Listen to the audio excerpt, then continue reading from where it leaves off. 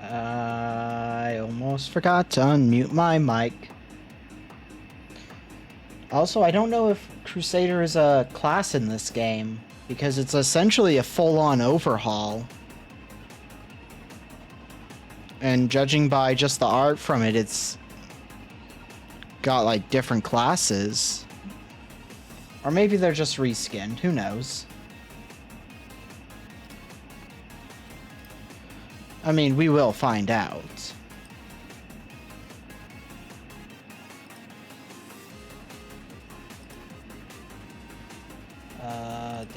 I need to do the blue sky post real quick, and now that's done. I had it ready.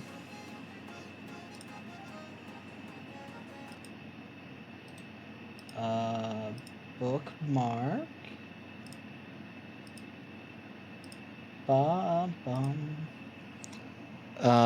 Here, let's move. So, this is the first time I've opened the game after... Well, it's the second time, but it's the first time I've paid attention to anything. So we didn't get to read that because I wasn't paying attention. How is the audio? It's kind of loud.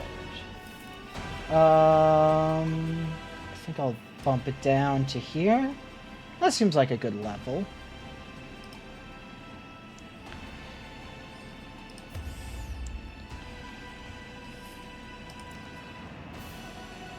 So there's 1 difficulties.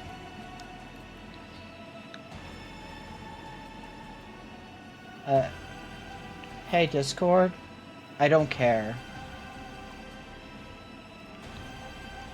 So, campaigns are the original settings for the game. The difficulty in this mode is comparable to Stygian/Blood Mood, but it's free of any death and time restrictions. Okay, that's good to know.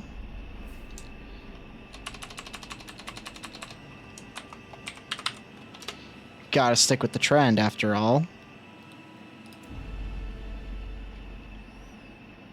So let's see what we can learn about this game.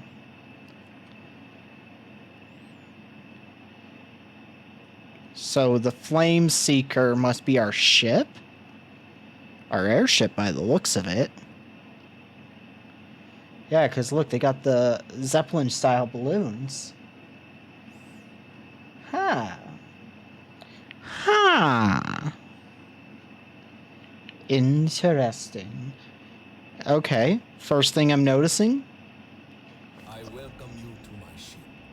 Under this scorching sun, in this vast desert, on these hallowed lands, there is much to be done.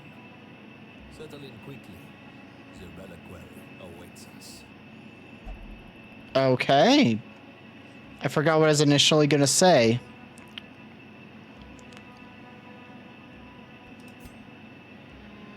Okay. Oh, wow. Welcome to the Zeppelin, non-rigged observer Flame Seeker. This airship is your safe haven in the distant land of sun and sand. is outfitted with many Osvinja technologies and contains multiple facilities for your heroes. Yeah, it is. Most of the buildings have changed from small cost and outcome adjustments to whole overhauls. Make sure to press within to find out more. The building now requires a particular relic to be upgraded to find where you can find them. Okay. Refined amber dust is now in addition to the resources in this. It can be used in many situations, including special contraband trinkets, a luxury stress relief activity, or new provision items. You get amber dust. To obtain it, your heroes need to refine it inside the amber refinery. Okay. Lost Tech is another new resource which can be attained in the amber relic refinery and is used for expansion at the side deck. Oh, wow. We have now added new panels which show the heroes' affiliation and their additional stats. They can be seen in the top left and the middle top of the heroes' info sheets. Hero stats have been adjusted, including doubling the damage, HP, and speed numbers. Additionally, the speed roll was rated 12, previously 8. Districts have been replaced by side decks and are unlocked at week 5. Certain side decks require other side decks to be built before you can... Okay. That is... a lot. Okay, it wants... options... gameplay... No. Other? It says to enable tutorials, so I'll listen to them and do that. It is not often you see a forge on a ship. Do not take this oddity for granted.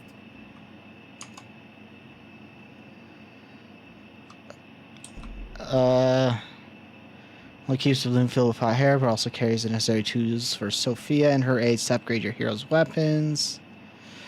Salvage jewelry. Equipment now requires the hero to be 1 level higher than vanilla to be upgraded.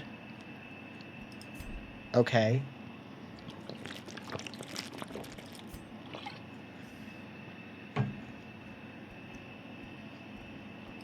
Our enemies are disciplined, wild, or naturally savage. No amount of preparation is too much. I feel like a lot of these are just like what I already know. The valley does not condone foolhardiness. They must be in tune with the land. Okay, what is this? Keeper of any secrets of the trade. Heroes can spend time pursuing his field. Oh, these are... Got it. Within one's own mind, Positive quirks are now locked in by default and will not be replaced. The clean can be used to remove undesirable positive quirks for a small fee. Okay. So, all quirks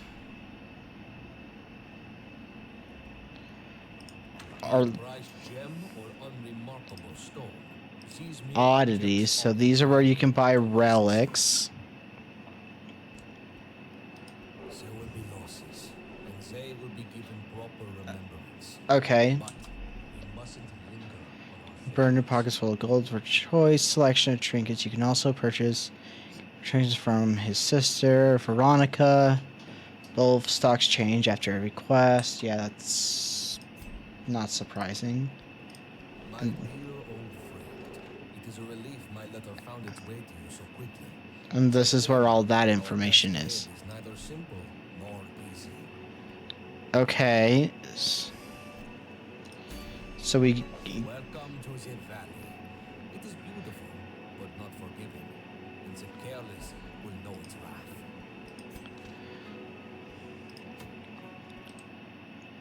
wrath. Okay, so the first one is gonna get us gold. Resolve XP. Huh. Okay. That leads me to be very confused. Let's see, we've got better crit, good against marked enemies. Attack on miss gives stress if you miss. Better likely to get crits. This is so much. Okay. Well, they're primarily in the final position, so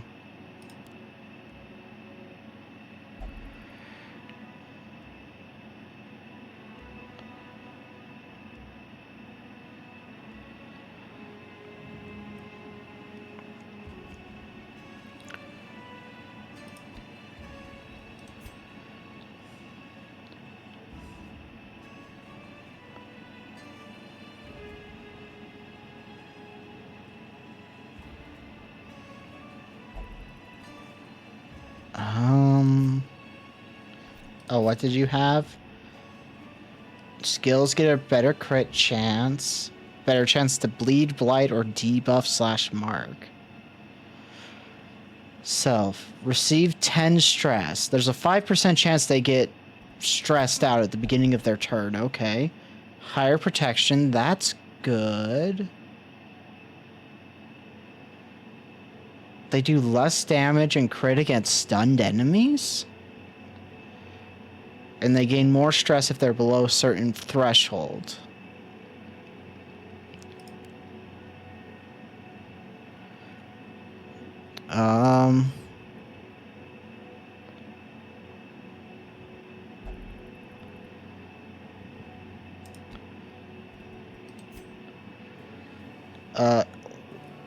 So if it's big, they do extra damage and have better accuracy. If the target is above a certain threshold of health, then I'm less likely to hit and do stuff? Okay, that's rough.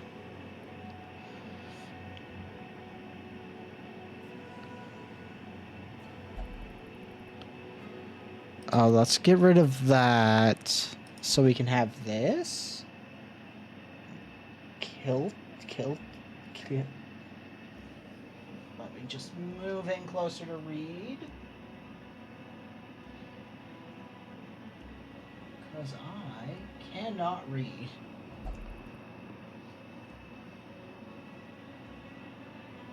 Kilted Dungeoneer. There we go, brain. We can read. Let's do a quick shout out.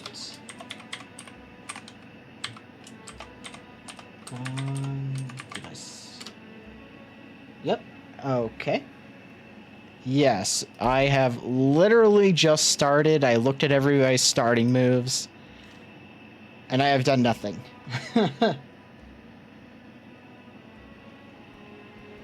So... As the age-old saying goes, how much is your life worth? Oh god, what the fuck? Okay. Quest durations have been adjusted to be slightly longer, and now all missions include one more firewood than before. Be sure to supply yourself in anticipation of more fights, blockages, and hunger. Short quests are strongly recommended for less experienced or prepared heroes. Oh. Okay. Okay. Well.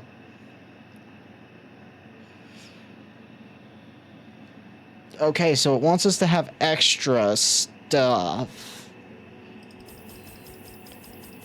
So I'll go with my usual, like, big thing and see if I'm getting the right levels.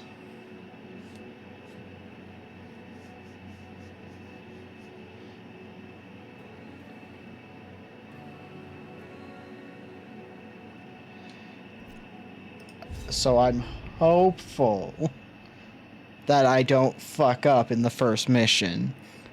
But it doesn't have the death or time limit, so... I mean, not the worst case scenario if it happens.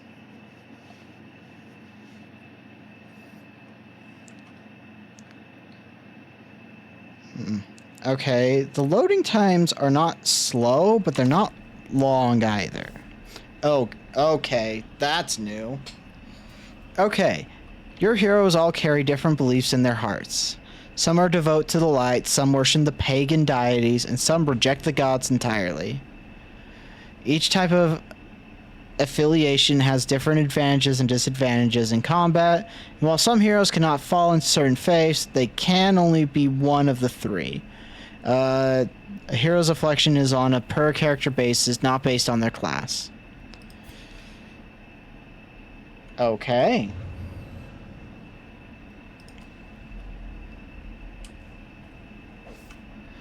Oh god. Hero panels now contain information about classes' various details which would be otherwise hidden in the hero's info, such as their virtue, chance, crit effects, riposte information, and more should the class have any other unique properties. Really? Oh, okay.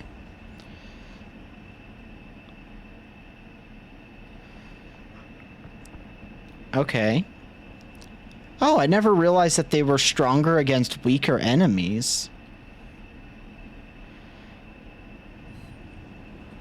They have a 15% virtue. Okay. Interesting. Okay. They have a bit of text.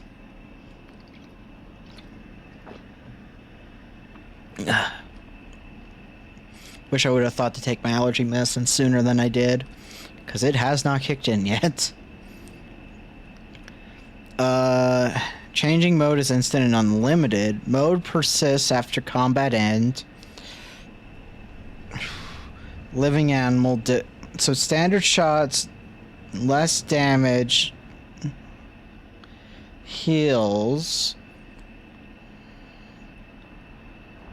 Smoke screen has a percentage blight. What?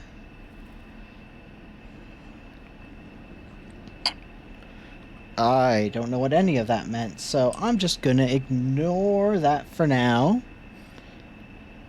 Okay. Cannot spawn as religious. So if they crit, they receive less stress. Okay. Oh, where does it show their affiliation?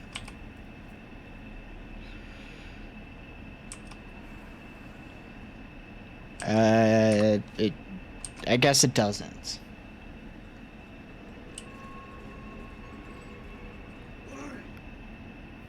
Battle in the valley will be different from what you are accustomed to. Oh.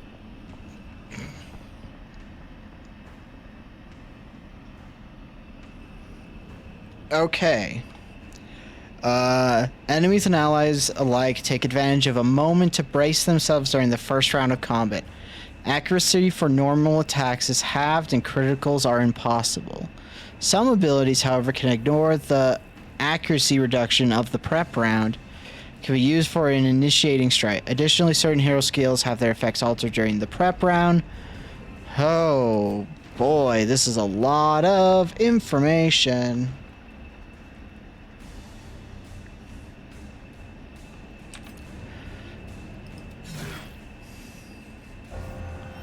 Some quirks develop as a result of ongoing combat. Okay, so what the fuck just happened?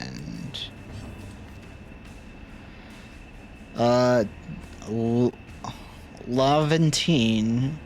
Okay. I'm assuming that's what this is.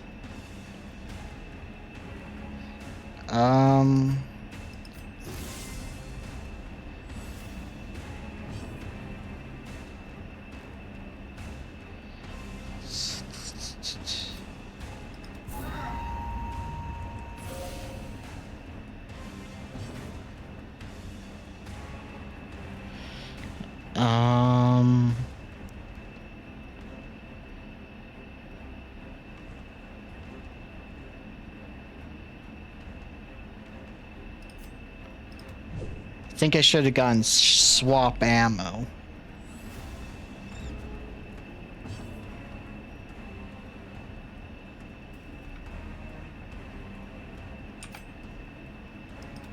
What a death stroke. I mean, it's possible she's just busy.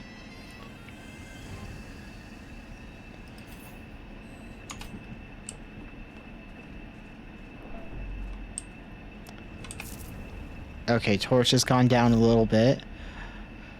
Oh god. Rare iteration of room curios. Vendors accept only specific type of item and offer up valuables in exchange. Only take the currency from... So, if we put this here... Our cause is righteous. Oh! Requires funds. So we got, some trinkets. Okay.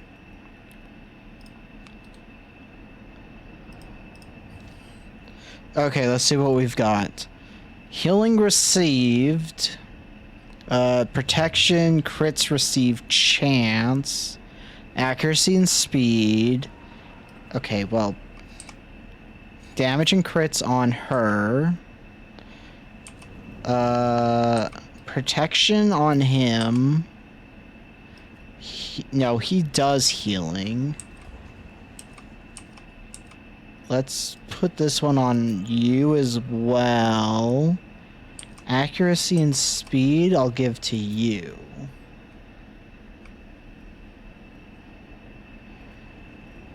Yeah. So, let's see. Okay, I wanted to change out bombardment, I think. Because I want change ammo.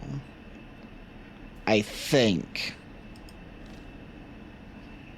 I can already feel like it's trying to pry open my third eye with a crowbar. It is the first dungeon. Take up the spades. This is nothing to trouble ourselves over. I heard really good things about this while listening to Geek Enders today when I was at work. And I decided... Oh, wow, that's a lot of stuff. To try it out. Okay, so that's Bounty Hunter only. That's the reason we can't use it. Okay. Okay, I'll use this torch since it'll take up inventory space.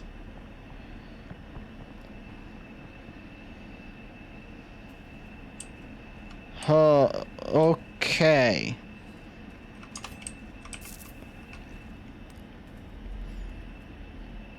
What are you? A sarcophagus untouched by centuries.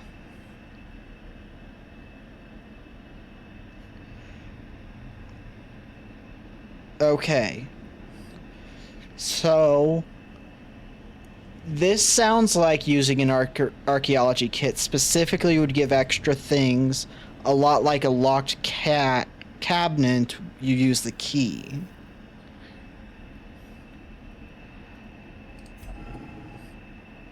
I am sure the previous owner. Okay. Okay, so that does fall the way I thought it would. Okay, that's good. Oh wow, I feel like the crowbar like ripping my third eye open for this game. Okay. I will say, I really wish there was a mod to use the art and models from 2. Because the art just looks so much better in Darkest Dungeon 2. Which, I mean, is what you want when you update a game. Oh, okay, yep. The light is fading. The current torch level affects which enemies you may run into.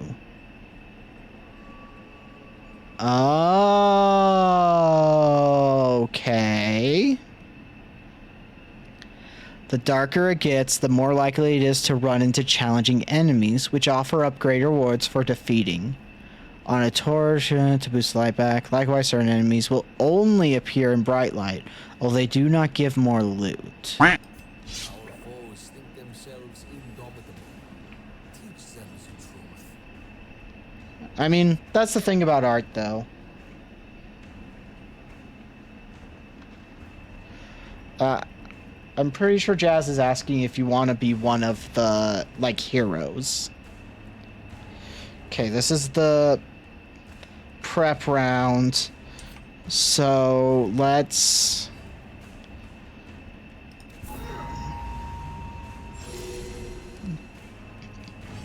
Amber Blight. On non-killing action, debuffs self. On friendly targeted abilities, debuffs... Okay. So... Yeah, they are not going to be hitting much. I should see if they had... Got it.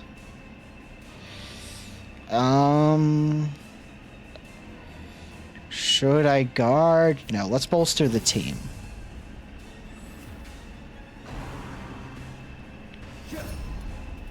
Okay, so you can guard. Okay.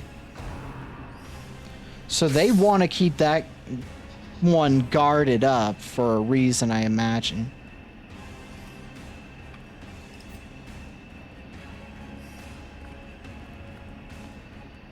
Has a chance to bleed. They have a 30%. Okay.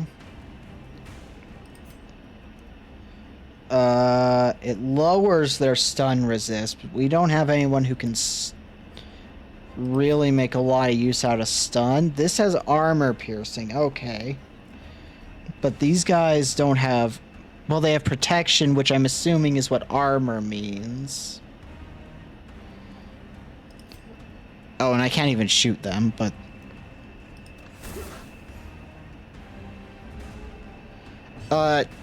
Play the game and try and figure out what the fuck we're doing.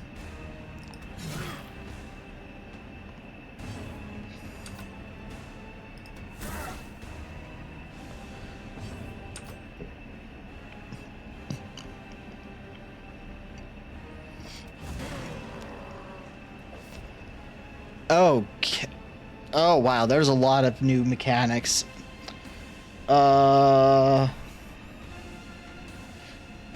Inventory has some changes to better integrate with the changes made to other systems. On top of 2 additional inventory slots, some items such as food, gold, and gems had their sack size increased. Additionally, gems themselves are worth more than before. As for the loot changes, the relics are now obtained in much higher numbers in their specific dungeons, so make sure to pick your... Okay. Oh, you got your little thing that...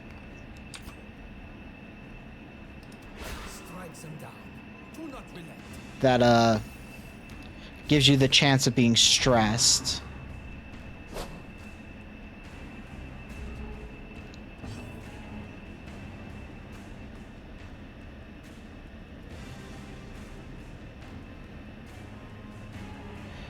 Got it.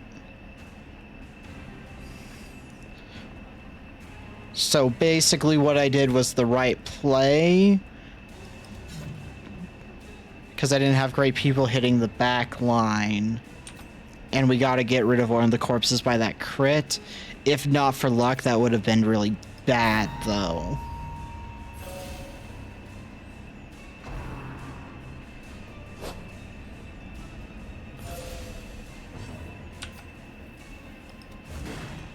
So that one was more luck than a good strategy.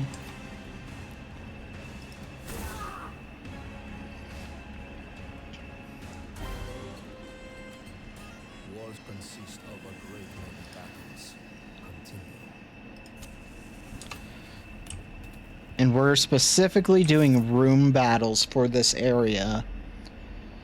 We only have a 10% chance to scout, which is unfortunate.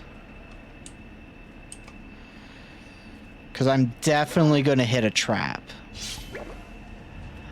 Oh, this looks like a not good thing.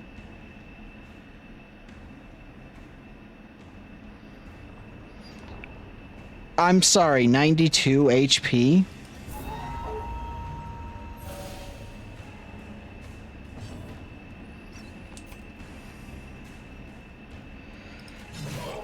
Oh, that did hit. Let's go. Mm.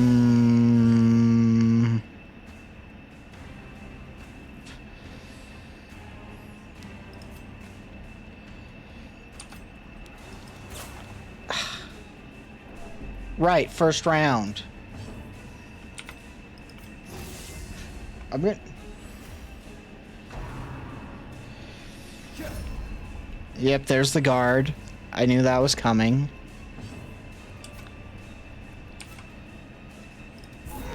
Here.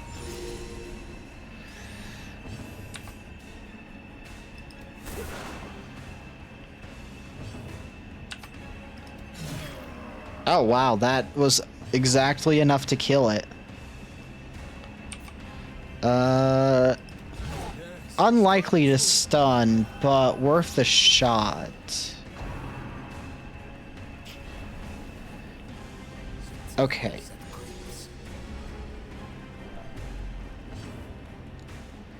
I'm really gonna have to, like, learn this game.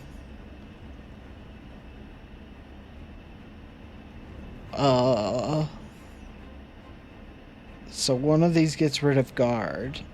Oh shit, it does. Okay. We're gonna have to fully go over the musketeer skills again and fix things up.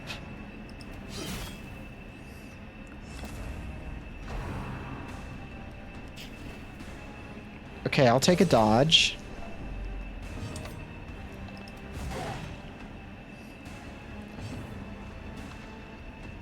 The music really kicks ass, though.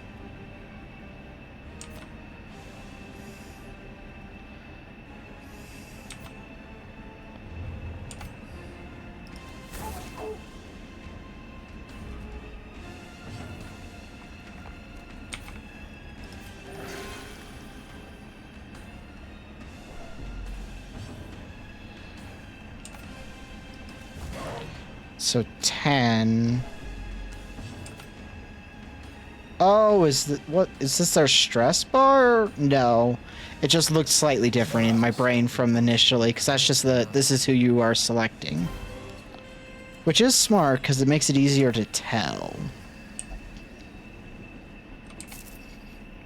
Okay.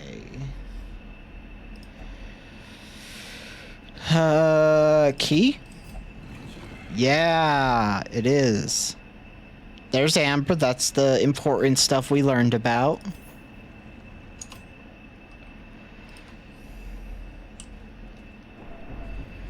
Oh, wait.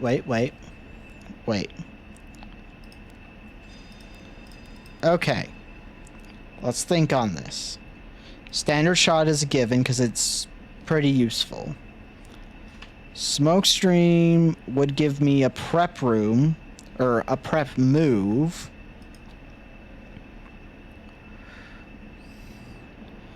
Bombard gets rid of guard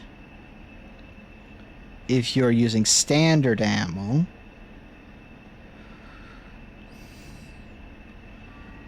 And then we should have change ammo.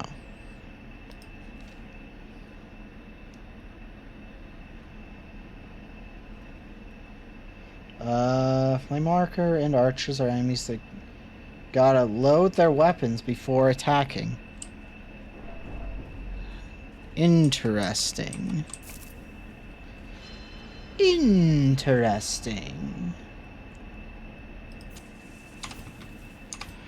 Okay. If this isn't a room battle, then hopefully we just get a lot of stuff from it. Okay, yep, this is it. Enemy surprise has been adjusted. This is now fixed 15% chance from enemies. In addition to delaying enemy actions, it now applies a one-turn stumble and reduces enemy accuracy by an additional 45. Certain factions, specifically those found in low light, are immune to being surprised.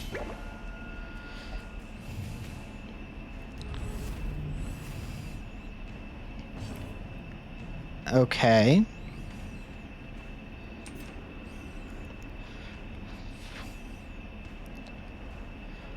Let's go for you.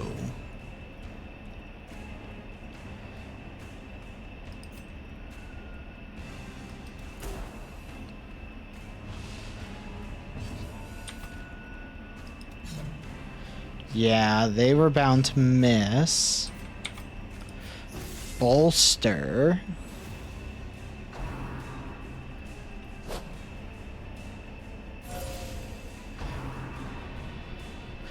Oh, that's what Stumble does. Got it.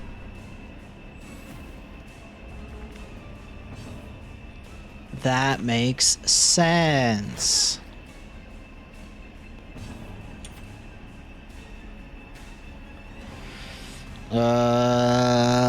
Yep. It wasn't a perfect chance, but it was a good chance. Okay, they do the protect again.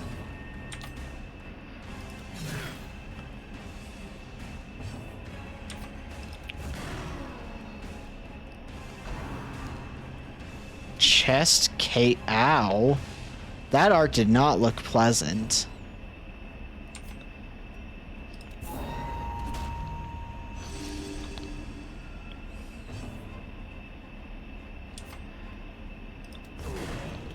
Okay.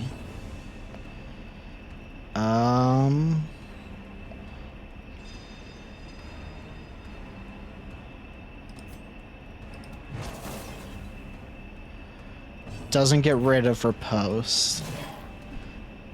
Okay, they've got so little health left that we probably just need to hit them once. Yeah.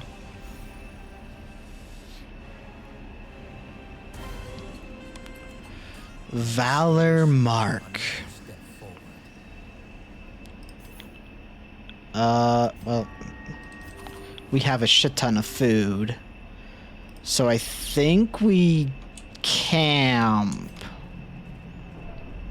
at this next, in this room.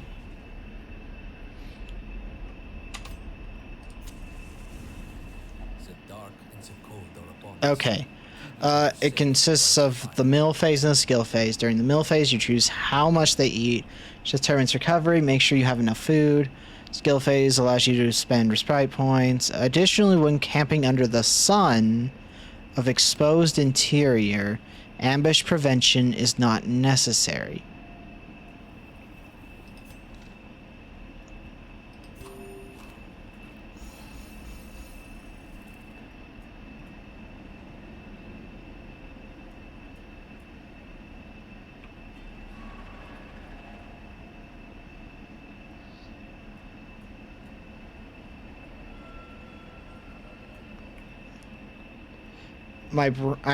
This game is,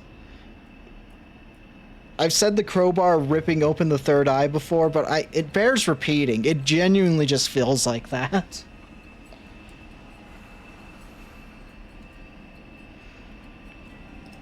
Oh, and that did not even register on the weird thing said in chat to me because we have some really weird chats sometimes from regulars. Let's see. So, nobody's super stressed out.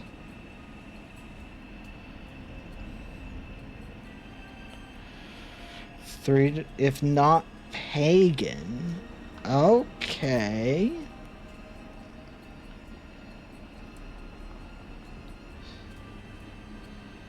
So this can increase accuracy and speed of somebody. Do a random supply item. Everybody loses stuff to heal stress, which we don't need to do. Okay, I'll take an extra torch.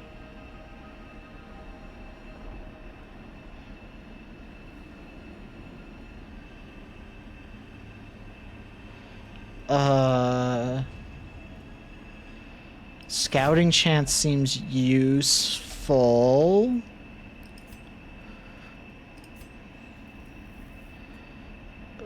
Let's make you more accurate. We got 5.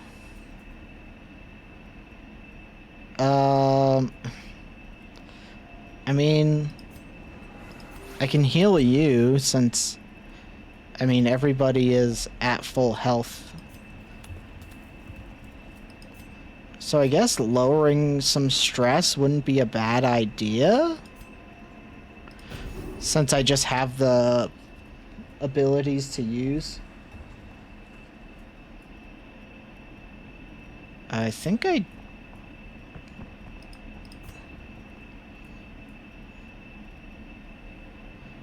Well, I used up my stuff, so we're gonna get ambushed. That's fine if it happens.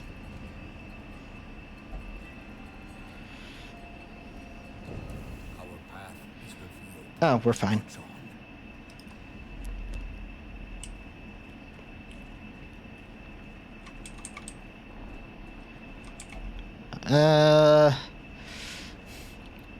I can tell you that is not going to be consistent. Usually I'm punished for my hubris. Be gentle.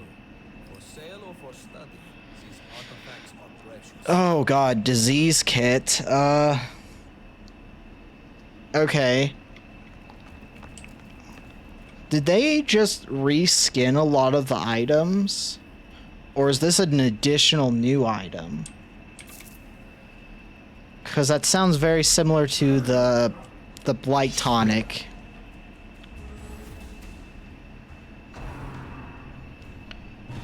Formations. Ooh.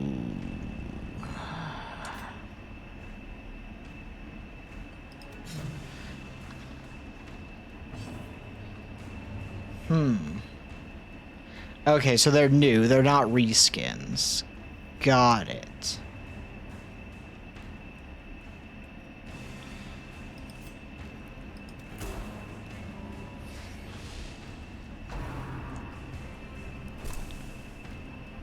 Okay, you're a status effect person. Got it.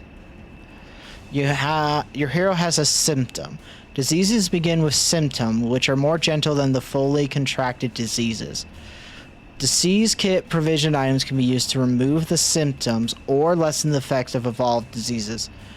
Barring few exceptions, diseases can only be removed in the clinic. Got it. Got it. So... I'm gonna want to focus you, I think. Because you seem to be a buff unit. Mr. Wiki. Okay, they're doing the guard thing. Ooh. Yeah, these are status effect bitches. I can already tell.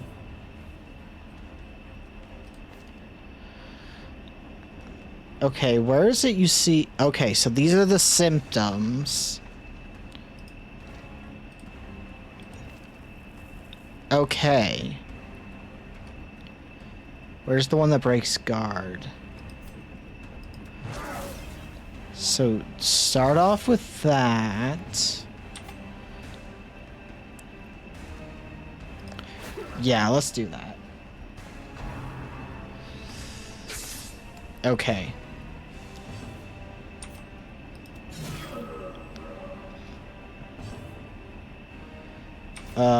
Let's... Okay, well, first... It definitely feels like they gave you that specifically so you could learn to use it.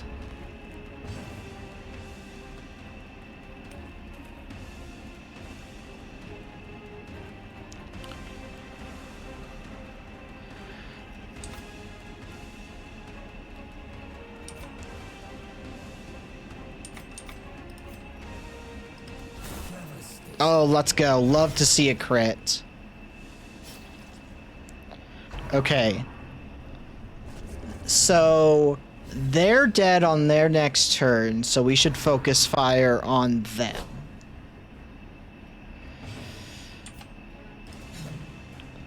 Yep, that makes sense. Okay, let's do a little bit of self-care. Self-care queen. My brain.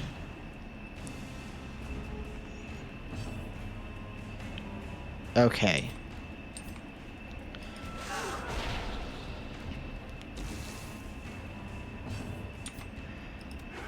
Oof. Because they just have a high enough dodge. That or else they're just getting lucky, because I don't think 6 dodge is a big number.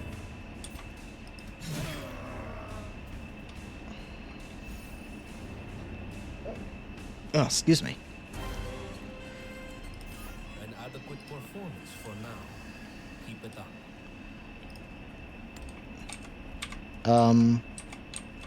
Is that not a thing? It's not a thing, I guess. I thought it was a thing, but...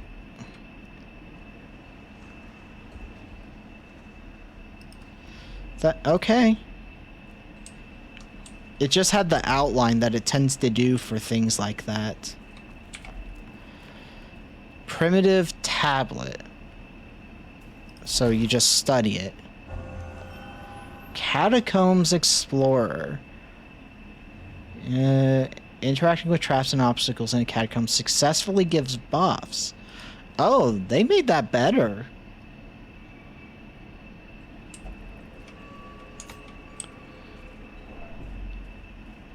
The glory will come. Okay, so I brought 1 extra shovel. Didn't need to, but... they'll be visible on the ground as you approach them. Select a hero, then click on the trap to disarm it. Some heroes are better than others, and archaeology kits can provide increased trap disarm chance. Got it. I mean, 90%. Low chance of fucking up, but there is a chance. And as has been proven on many a stream before, luck does not favor me. That Nuzlocke was embarrassing. I still think about that fuck up.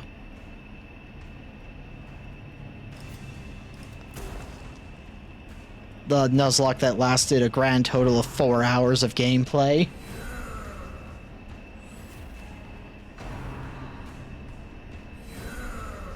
Cured.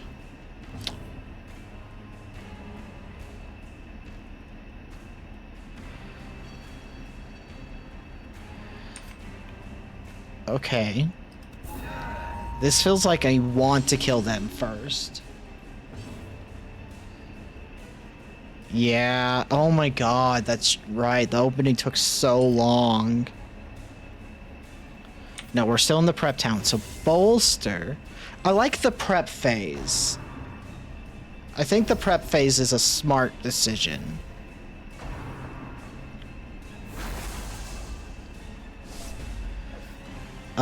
Oh god.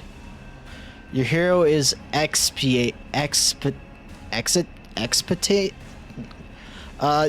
are applied in combat from both friends and foes each. As Amber Blight Exasperation. Nope, that's not it either. It really is. Leeching, Frantic, and Enraged. These new statuses are all identified by the effect on the top of the character. Details shown by hovering over the special icon.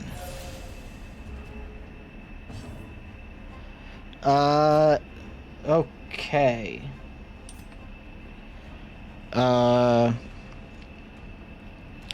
So if they do a non-killing attack, completes upon triggering 3 times. First trigger heals enemies. Second...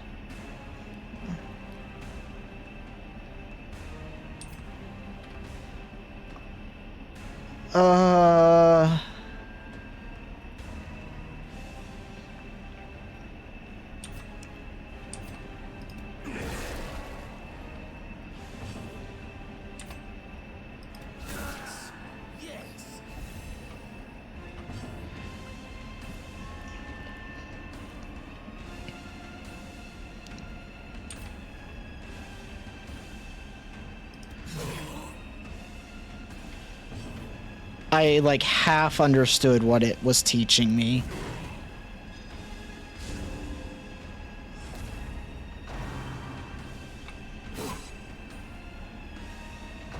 Ooh, wow, they're hitting hard.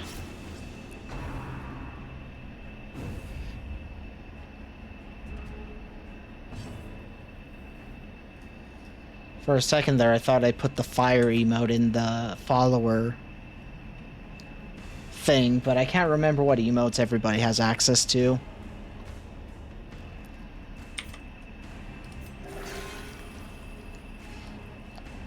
Because they changed very recently, and I haven't quite remembered them yet.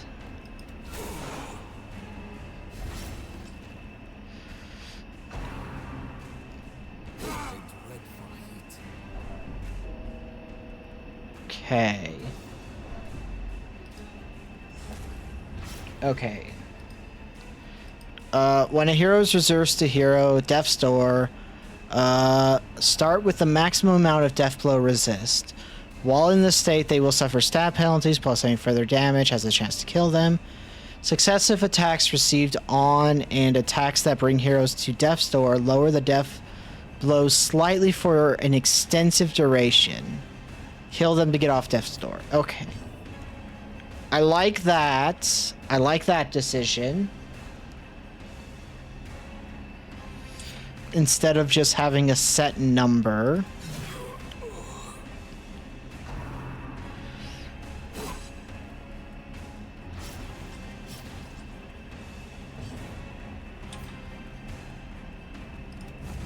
Ugh.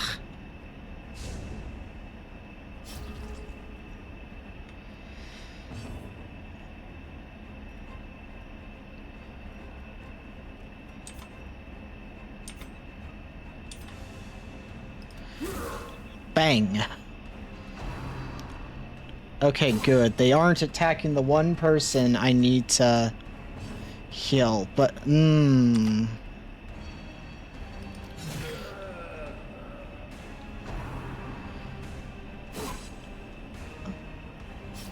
they just keep pitchforking me.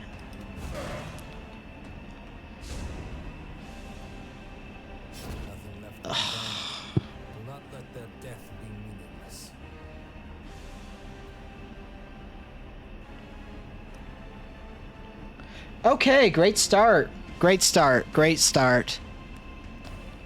First to many heroes is given theirs in the service to you. You have the option of retreating from combat and abandoning the quest, save others, or press onward. Yep.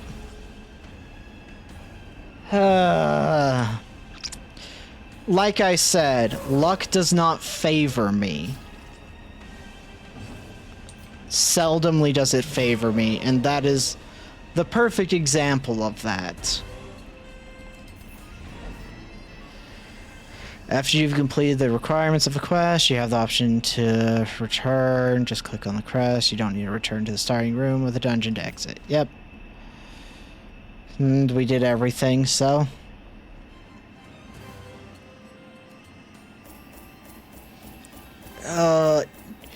See, here's the thing I have with the Darkest Dungeon 2 mechanic. After they did a few updates, it became really good and not frustrating. Because, let me tell you, before the 1.0 release, because I had this game in beta because I pre-ordered it, Darkest Dungeon 2 specifically, that shit sucked.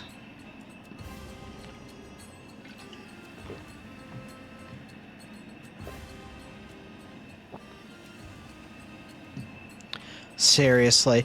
Or that one run that was going so fucking well, and then we got attacked by death. Everything got fucked. We almost made it to the tavern, but died at like the last possible minute. Gain and requirements have been adjusted to smooth out the progression curve. Okay. Yeah. Plus 5 damage if amber inventory. 40% chance to steal the root from amber-related curios. That's too high for me to feel good about it. Oh god. More things.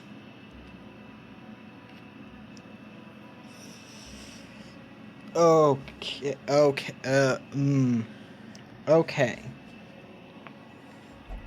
Well, I already know I'm gonna need to fill my water, so luckily the ad break is coming soon, so I can just do it during that. Most abilities on heroes have seen some adjustments, stats, design. Some of the changes are minute and some are significant. Have also been replaced entirely. Area of effect abilities and riposts now have a negative crit. Okay. The first is fallen. Let us savor that bitter taste of defeat as we supplement it with wines and brews. All stress relief activities in the galley are free, and there's a plus 10 idle stress. Okay. Or a whatever. If you find yourself uncertain of aspects, try using help. Okay. Amber is a curious substance. There are many ways for heroes to spend their time on the fires. Flame. You need every power advance available to convert it into a usable state. Festal would be nice. Ads are starting. They go for 3 minutes. Now's a good time to get up, stretch, and use the bathroom. I actually do need a pee, and then I will be filling my water, so we will read this afterwards.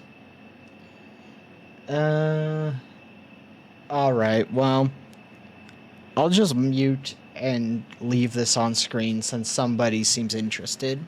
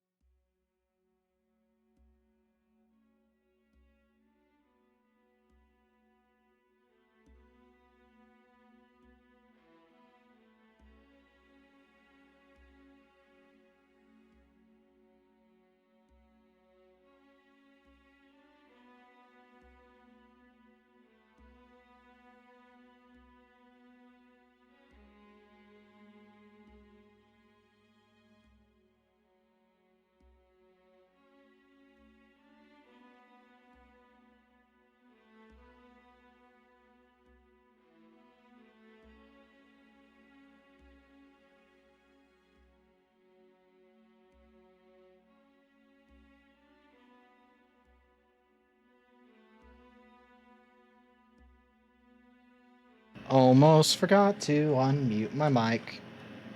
Again.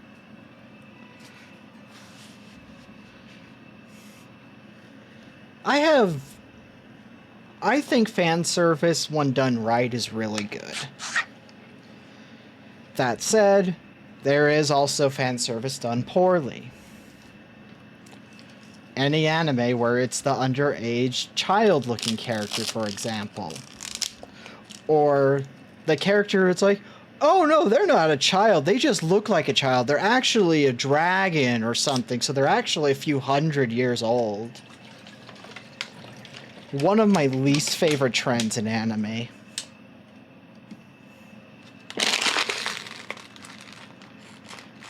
It's tied up there with suddenly incest. Alright, we'll go to the trinket vendor after I have read through this and got myself my water reset.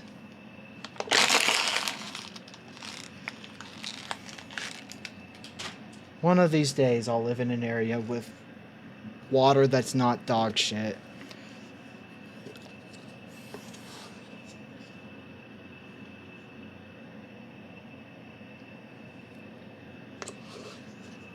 I was about to say something related to that, but then I realized if I did, I would limit the place where I live pretty heavily. And I'm not about to dox myself.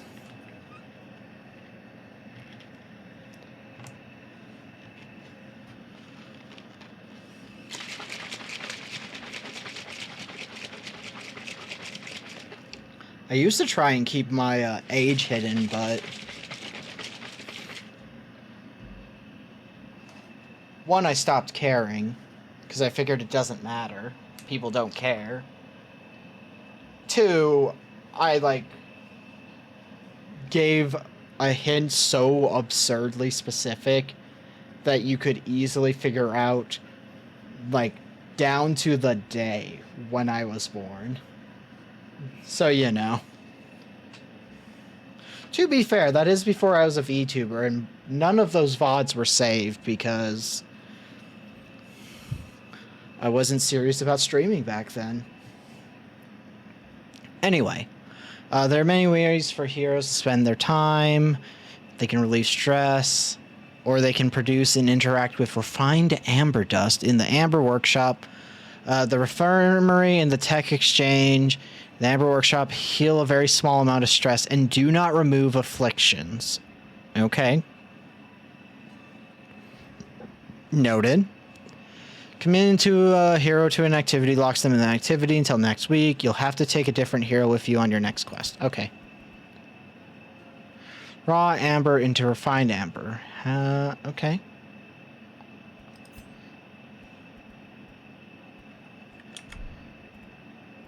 Our forces should find refuge here, once the burdens of the world become too much to carry. Fairy. Is perilous. A small band of fighters will not suffice. Okay, we did get a Vestal, and we got our little friend. Indispensable qualities in these lands. While you're here, spend some of your starting relics on upgrading the fairy's cells and cabins. Increase the number of heroes and available... You know what? That is a smart one to level up early. So...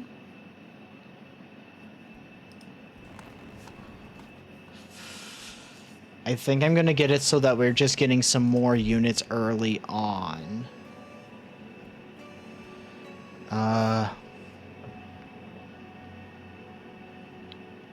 Jesus Christ, game. Facilities in the Amber Workshop generate resources while you are on a quest. Remember to put heroes to work weekly to keep up resource gain. From there, clicking on the embark button, yeah. Okay. Helm.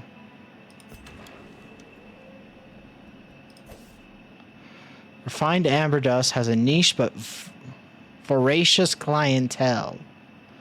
And its enthusiasts will exchange great wealth for it. In this case, the contraband dealer Veronica will gladly part with her assortment of exotic trinkets for a sizable amount of refined amber dust. Okay, these are... Okay.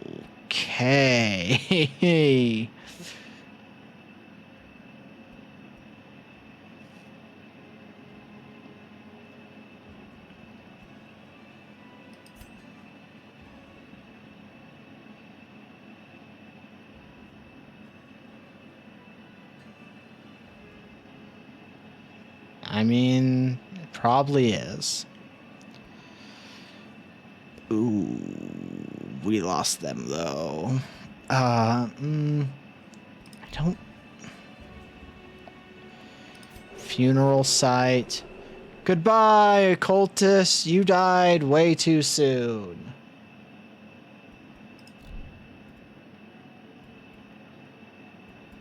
Okay. Let's have you work on refining.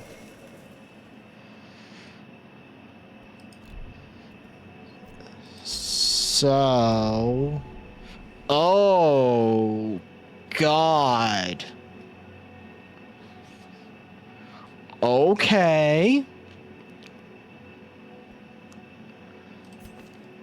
So while bleeding, they're more accurate. They're more likely to be stunned, and they're slow during the prep round. Okay. I do like how they give us every unit with all of their skills instead of having to unlock them.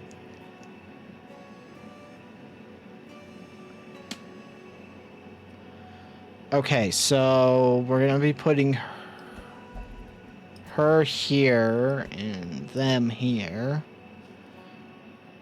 So, oh man, I'm trying to remember this game. I have not touched Darkest Dungeon in a while.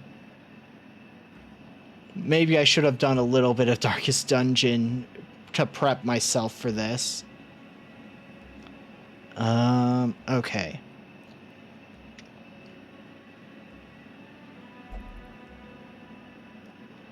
Catacombs. Lead, guard, move enemies. Just so you know. Okay. This one raises torch, I remember that. We're gonna want to have the heal ability, I already know that. So let's get Judgment, Dazzling Light, Divine Grace. Can get rid of Stealth. I doubt we're gonna have many stealthing units for a while, though. Stun to guard break. Got it. Good thing it's this one. So this is a buff. Accuracy. No, this is not a buff. This is an attack. Okay. It does extra damage against Unholy, which I don't think we're really going to be coming against. But on a hit, it does buff everybody with plus 10 damage percent and accuracy.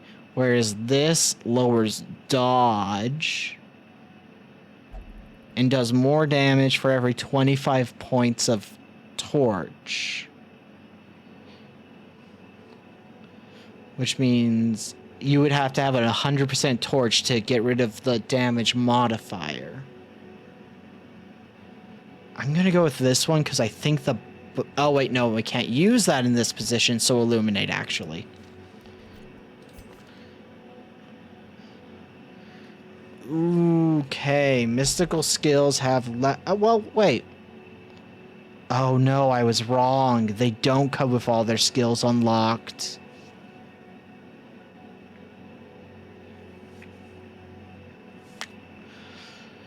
But they're faster in the prep round, so let's see what we've got. They're strong attack.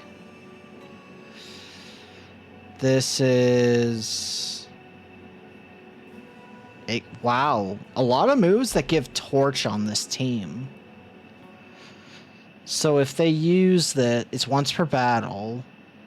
So if they use this, religious heroes lose stress. They become marked, which makes them the target. And they get protect. So this is healing, and it does more healing if they're stressed. And this is a way to move forward. Okay.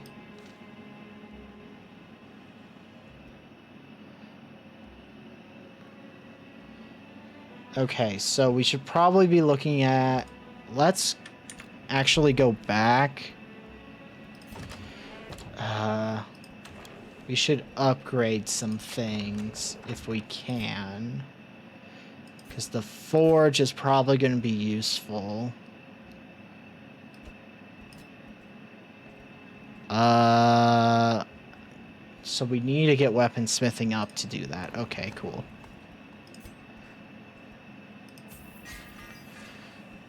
Because obviously better weapons and armor is going to be something we're going to want. Eventually.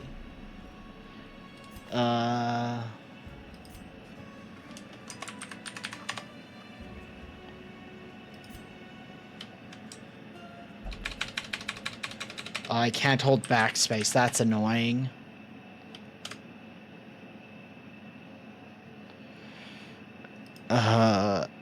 Okay. Deepa. Okay, well, this one Death Blow resist getting a boost. Debuff and mark skill chance plus accuracy.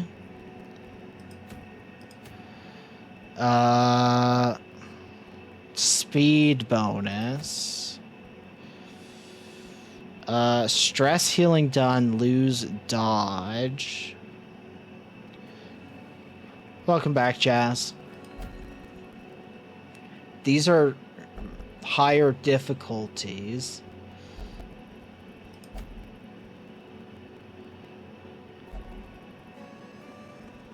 Me fucking with menus.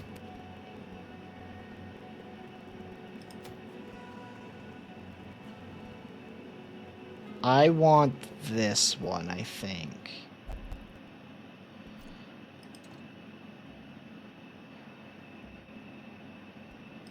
What's... Do I have trinkets? I do. So, I imagine the only reason you would do resolve XP down is because once people hit level 3, they're no longer able to go on missions that are easy. So... there.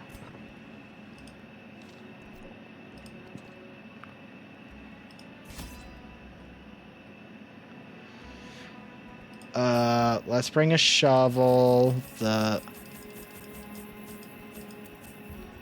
shit ton of food, torches. Let's do 6 this time. Let's try paring down our... Let's remove 4 of these, actually. We're gonna try taking a little bit less this time. Take an archaeology kit and a disease kit. Just 1, though.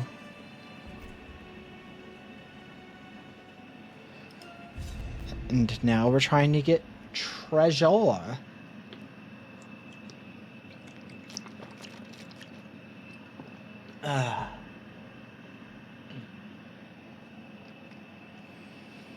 Huh.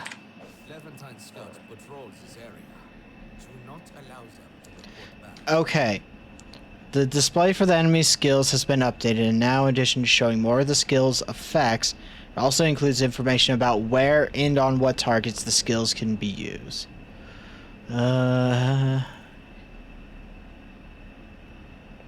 Okay. 100% of the room battles, what we're going to do is do a loop. Get here, yeah. Okay. Well, hello, sir. You are not wearing much, my friend. Ooh, I don't like that.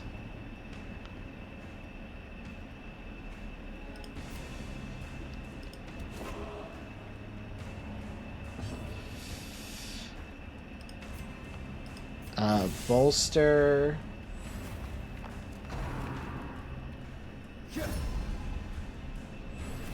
Oh, Saribot, how helpful you are.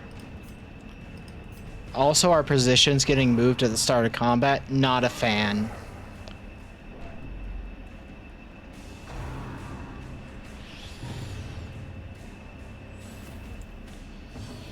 Oh, yeah, this is not looking pretty for us. You're guarded. Fuck.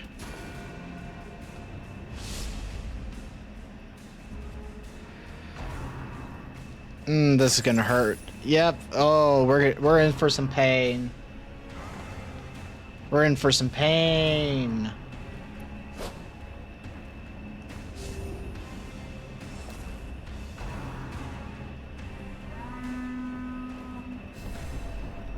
Okay.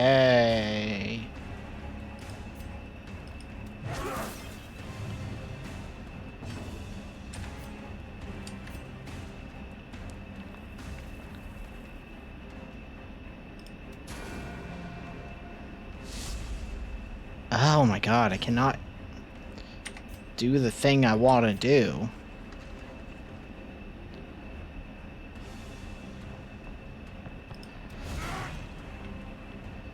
They're very interesting with what their abilities seem to do.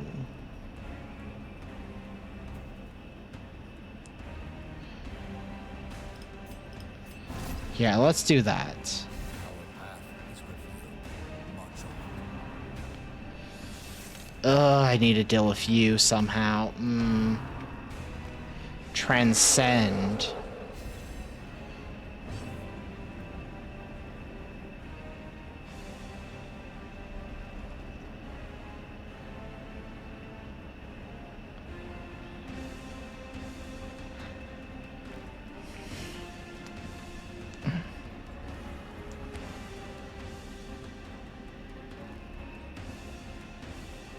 Wood.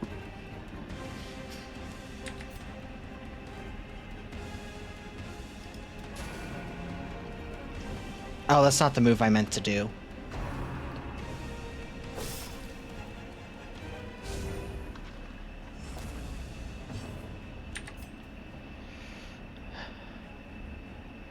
We gotta take you out. You're being too much of a threat. You're easy to take down.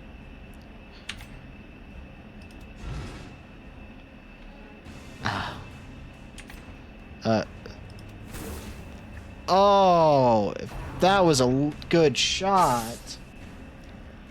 And that sound effect was really loud in my ears.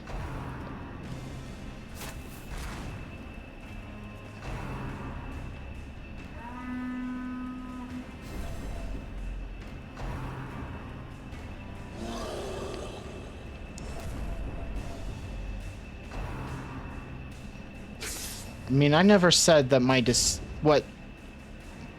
Nope, brain just gave up on me there, so... Oh, I can't hit them?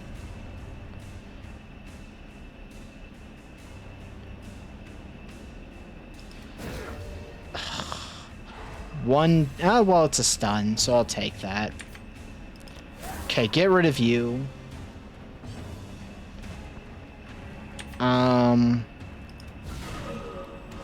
Oh, let's go. That's a perfect crit right there.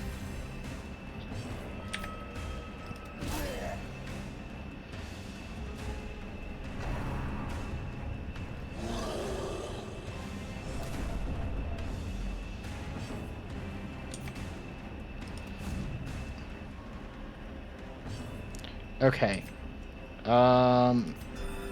Yeah.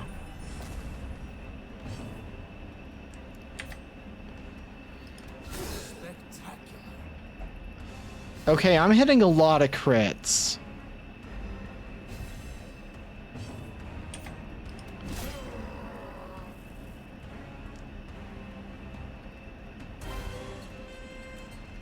Wars consist of a great Plus, by like these cells can remove. Okay. Oh, do this real quick.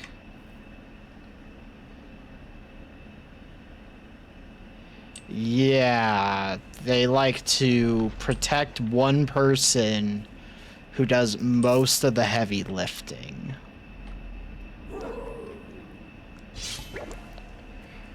Okay. Oh. Fantastic.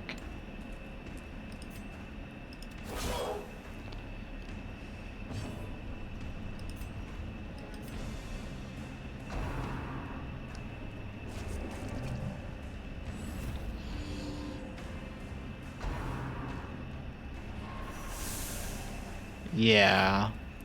Getting them out of rank is the best plan, but it's not always a perfect choice.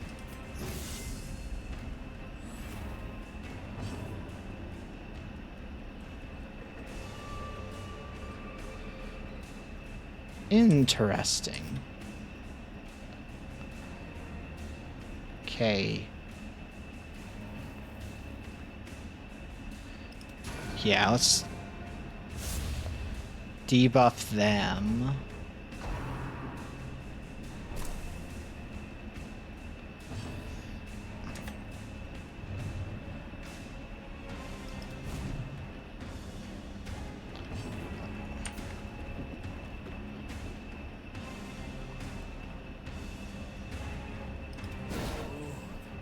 brings them to the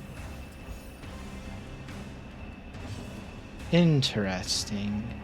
Interesting, interesting, interesting.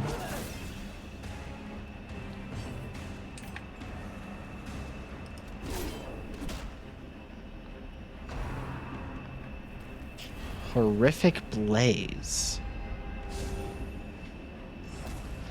Okay, what about it is horrific?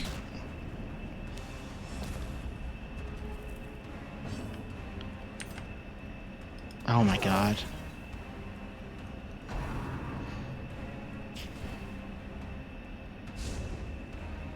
Like, what makes it horrific versus just fire? Our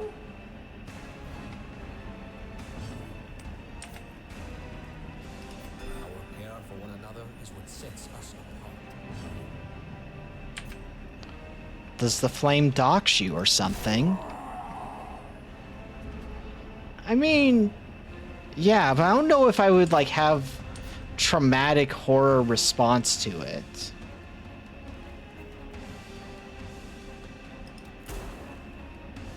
Ah.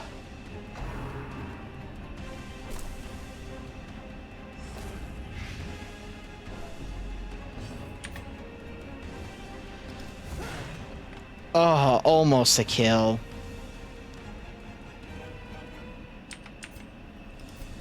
Here, let's do that.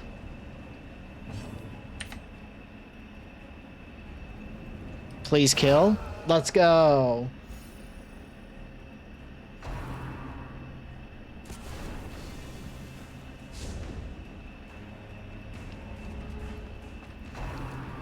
Huh. So... Thoughts overwhelm. So depending on its position, it can hit different people, I think.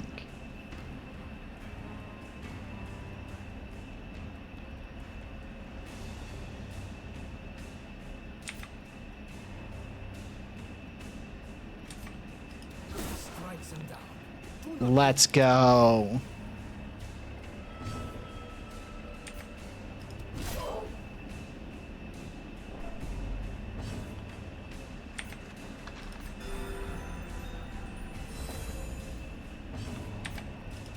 Yes, strike. Oh, that's... We're doing a lot of crits.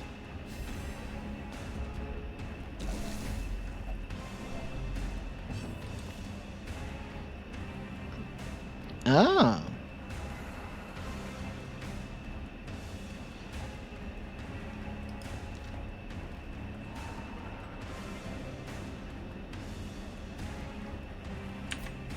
I'm gonna keep that thought to myself, actually.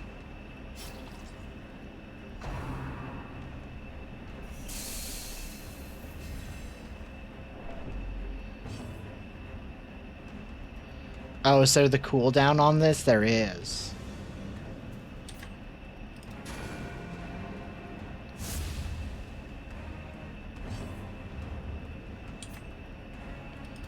Well, I'm hoping I can get a heal in before... Yeah.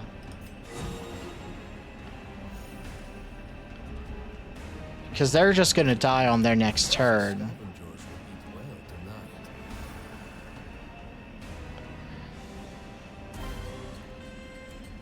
We press on. There is much to do. Oh, well, unfortunately, it is too late to do that.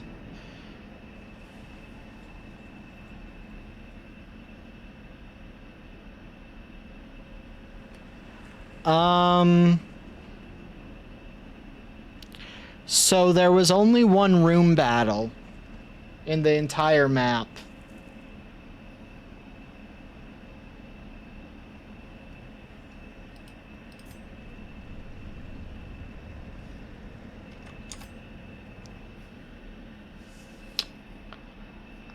There was literally one room battle.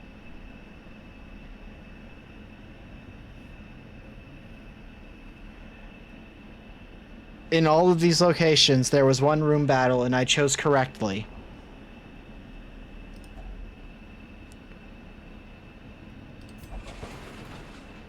We gentle.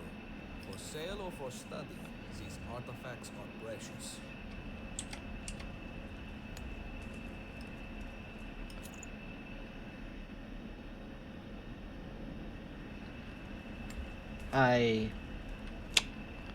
Huh. Well, I mean, it would be dumb not to get more stuff by exploring. Oh, there was a trap.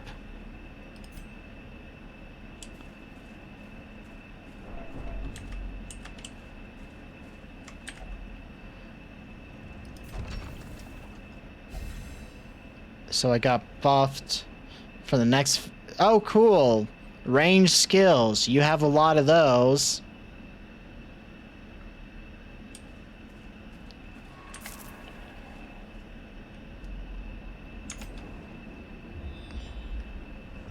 Okay, we got a trap. We got... I mean, again, we might as well take advantage of the space.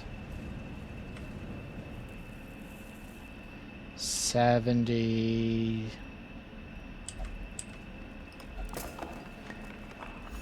Not our best chance of disarming, so that was a little scary.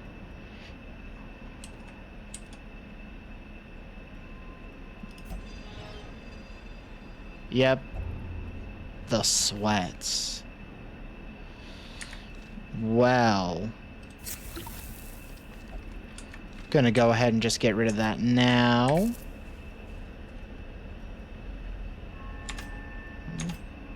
Yeah, I mean, I only name characters if people want to be named after them. I don't really think to name people.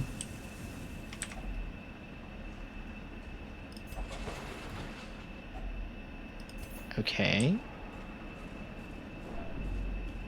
And we have the shovel.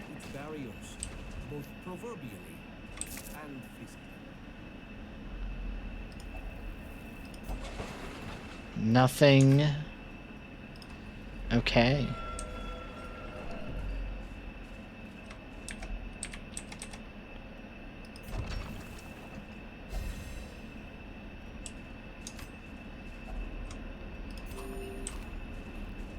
Bum bum bum. Gonna make it to the opening room. We'll do a camp. Then we'll explore the rest of the stuff. See if we can get some stuff. Because we could use some stuff. Excuse me.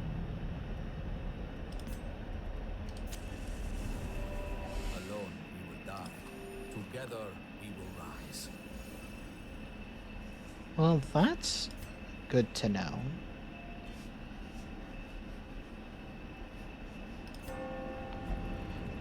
Sanctuary. See, now I'm just thinking about, Hunchback of Notre Dame. Which might be one of my favorite musicals.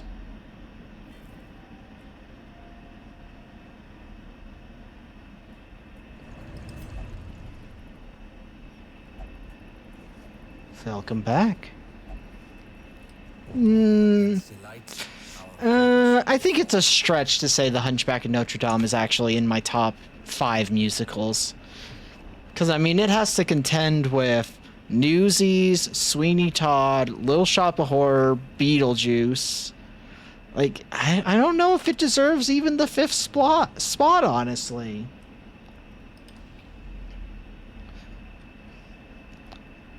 The fact that I have a top 4 that I can just, like, rattle off that quickly, though, I'm not sure what that says about me. Yeah, I think it is top 10. Hunchback of Notre Dame at least deserves top 10 because it does my favorite thing in musicals where it has lettamos that show up multiple times throughout the musical, and it does it really well because the first song in the Hunchback of Notre Dame, the opening one with like the bells of that one, all of the musical like little side things are tangents that lead into the bigger songs later down the line. Uh, I don't know enough Warhammer to say, like, definitively I have a favorite faction. I like the silliness of the orcs because they're not living in the same level, like the same world as everyone else, really. And I really like that. The darkness will not impede us. We are. Because it's not the Eldar, because I don't really like elves in most media.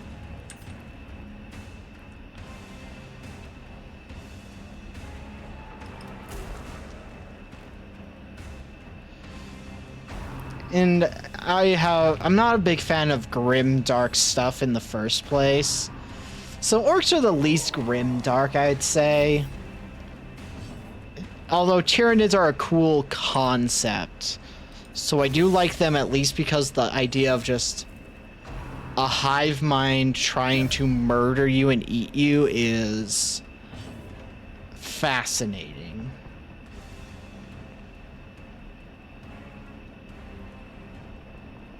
This is still the first round, so we should use judgment on you.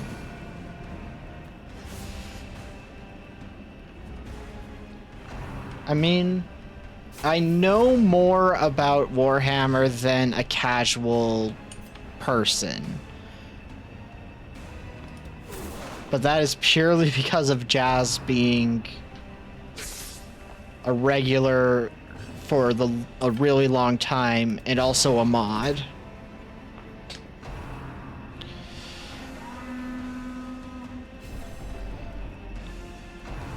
I mean, yeah, if you don't really interact with it, then you probably don't know much, but I know a good chunk at least.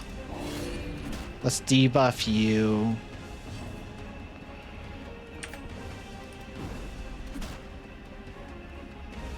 Yeah. Eventually I want to do an insane video series on Warhammer, but I'm going to be honest, until I'm able to work part-time instead of full-time at my job, that ain't happening.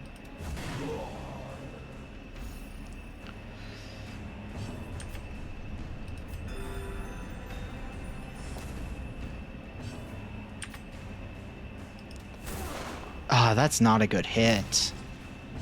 Oh, I didn't even realize I had changed my,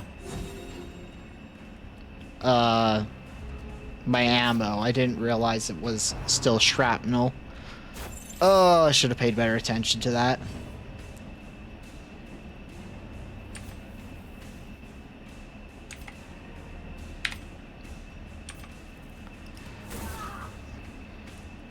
That one was on me. I really fucked that one up.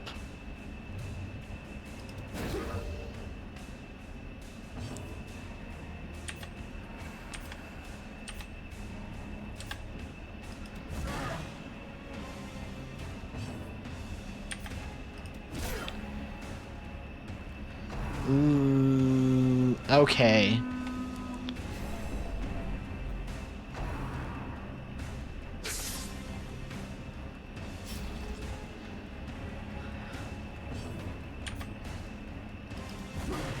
Okay, let's go. That's the kind of damage we like to see.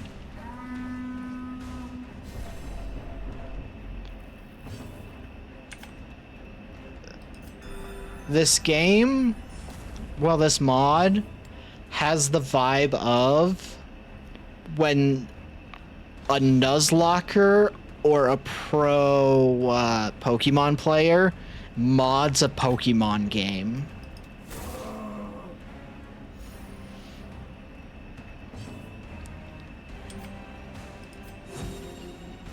If that makes sense at all.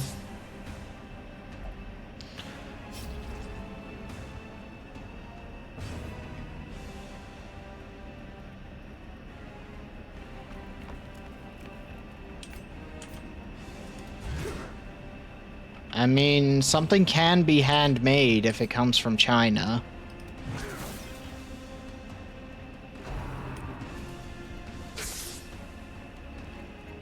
I mean, I doubt it, but... Oh, let's go. We needed that after taking so much damage.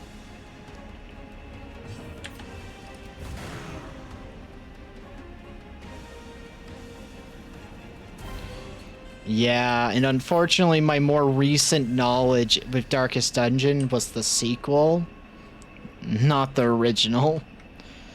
Because I was determined to beat that final boss.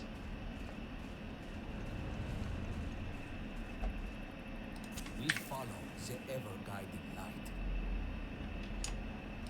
Again, we're not going to get attacked when we enter these rooms. I know that for a...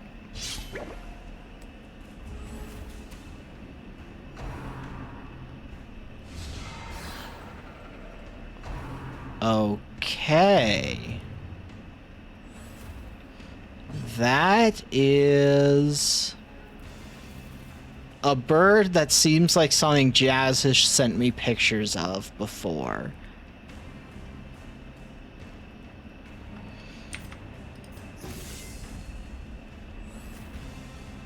Like the ones that can eat a baby or like take a baby.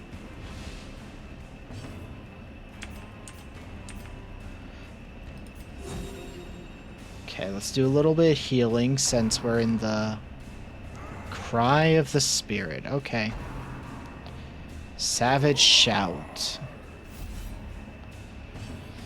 I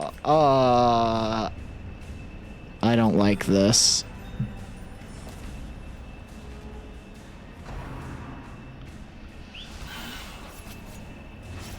Ooh, okay.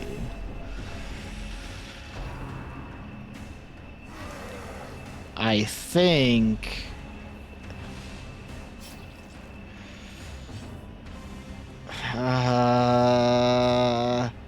is it time to run?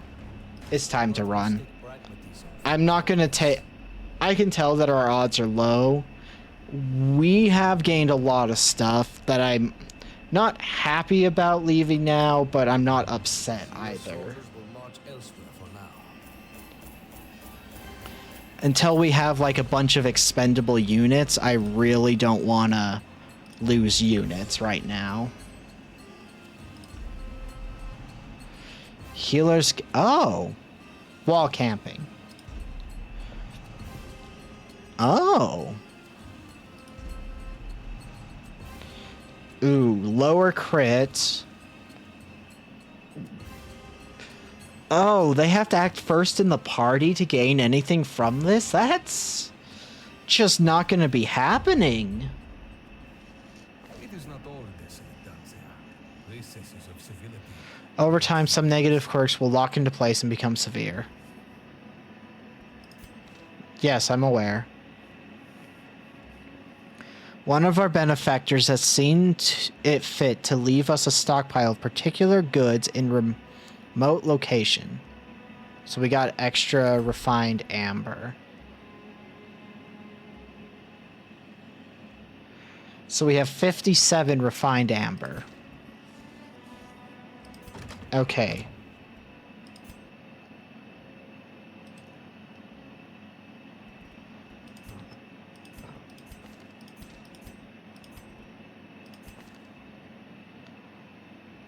Oh my god.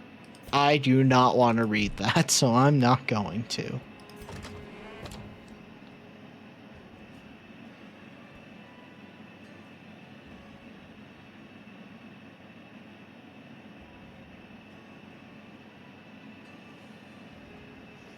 That makes sense. Trade refined ember for lost tech. Indulge in delights of cleansing amber. So that one's like, you just really need to use it. That's what that one comes off as.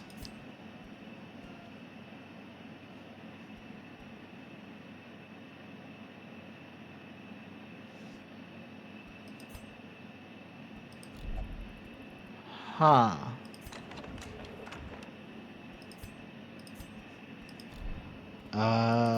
Let's start here. Oh, I can't just... Fine. There is always a place here for those who have been wronged, only to rise above. I mean, we can always get rid of them if we don't end up I needing see them. resolve.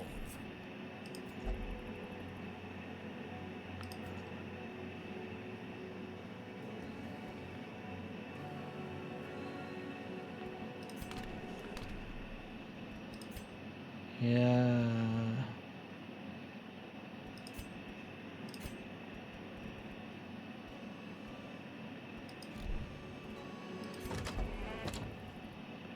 Because we have some pretty rough stress.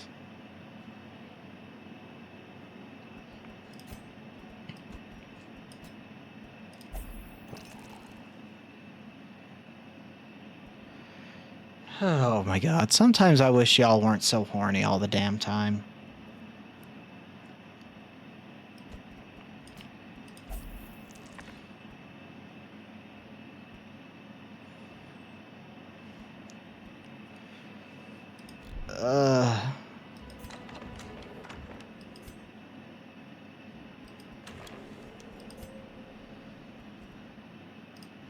Let's get a higher roster.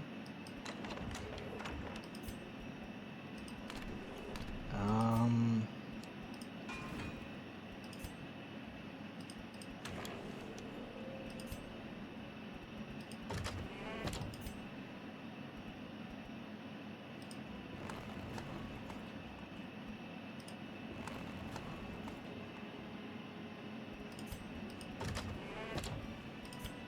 Um...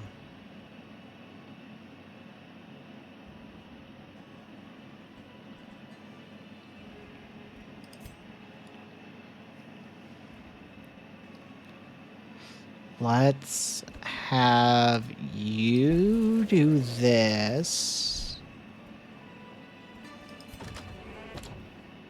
I don't know what Lost Tech is, so I'm gonna do this just to learn.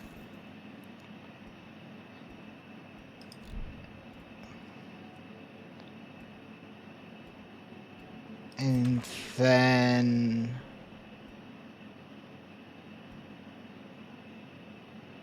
I don't have a highwayman.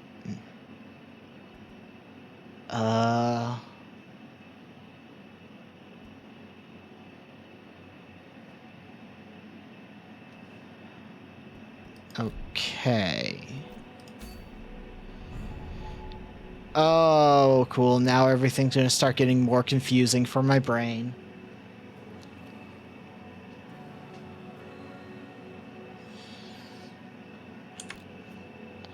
I didn't do the little...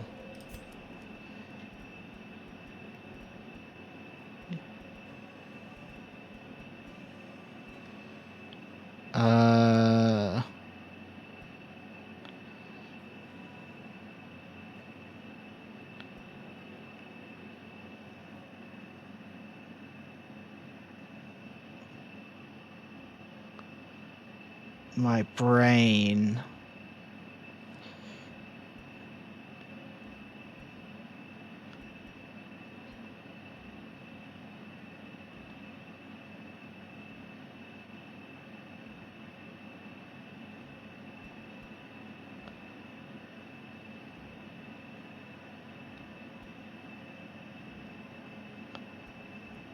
Uh...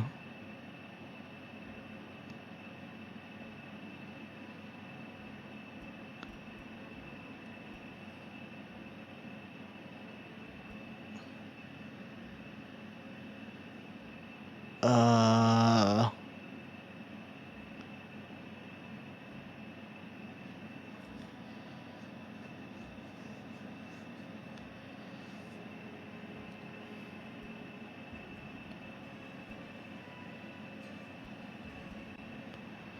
Hero can't dodge.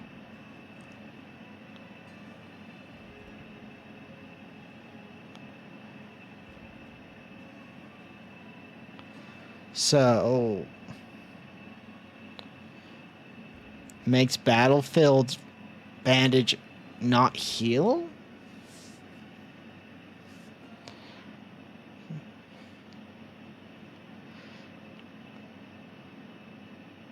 What? Why?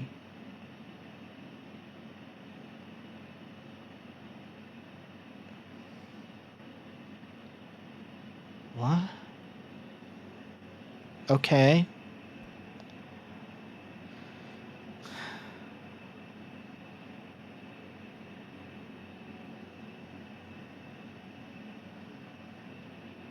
Oh, okay. That's... Okay.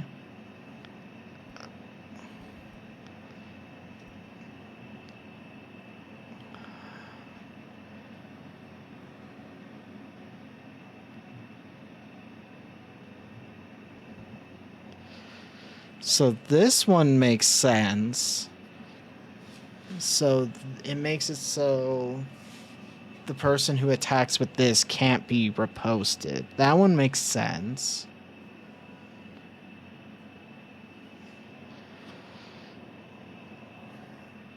But you receive a little more damage. I don't have the brain to go through those right now and actually do something.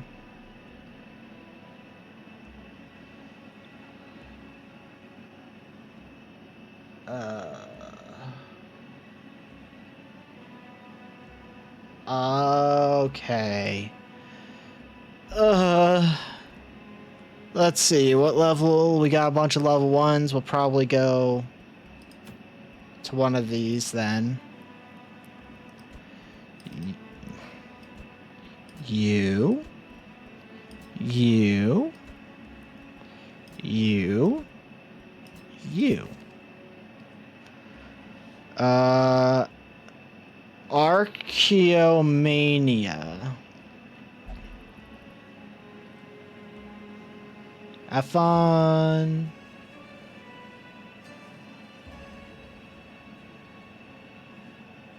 Okay. Okay, we want these two.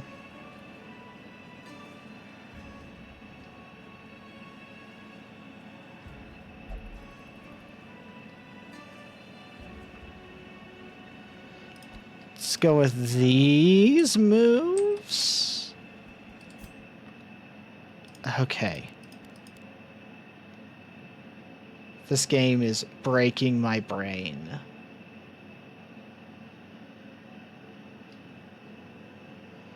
If we go to the caverns, get the monkey. Okay.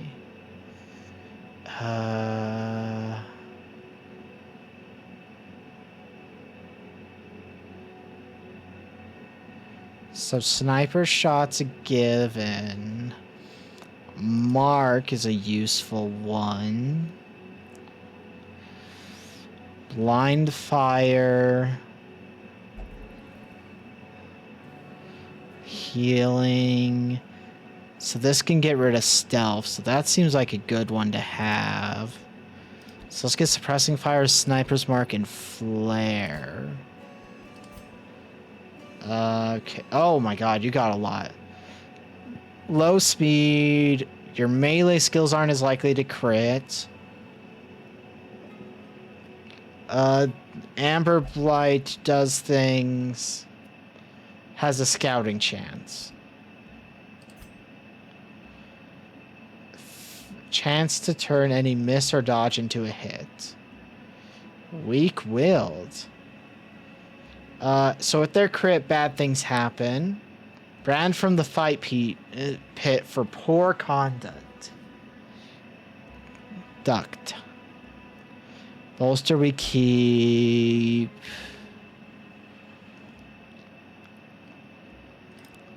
Yeah, let's do that.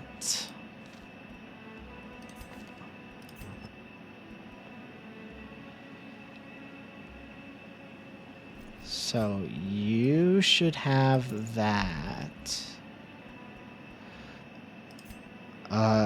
Okay, well, let's do it like this first.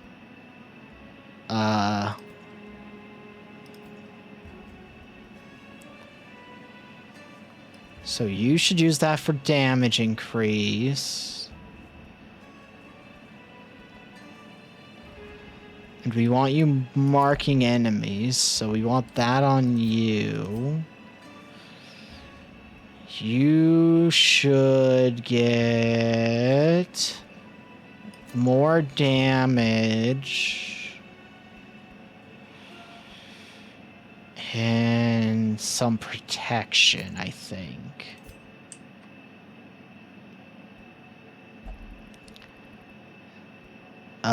You can have this. You can have this. Yeah.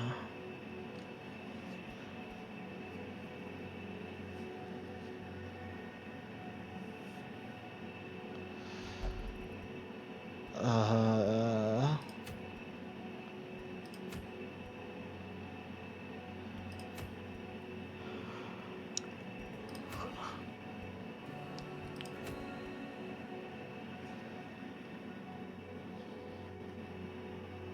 Oh, my brain is so... My brain feels like mush. Accuracy versus mark, crit against mark. That's pretty good. D plus mark, so that's a defensive thing. Okay. Stun resist. Let's go here. Yes. Bring 6, 1, 12. Oh my god, airport.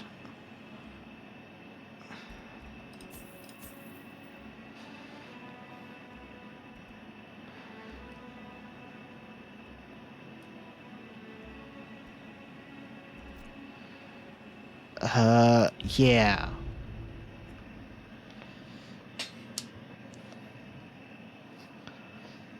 The oppressive heat of the sun will bear down on your heroes during the day. Huh? Okay, be ready for more pop-ups, because I can already tell there's going to be a new thing. The Wildlanders are not opportunists. We must face them in any conditions. So did I not want to bring torches for this mission? Is that what I just learned?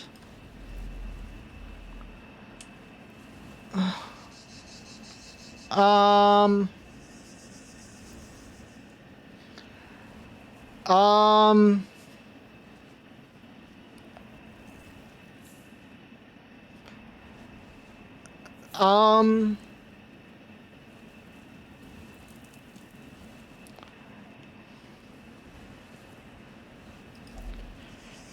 Horrific cruelties were inflicted upon this soldier.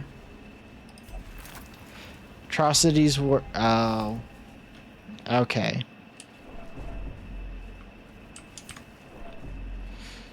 So that was a bad thing to do. The glory will come. For now, there is labor.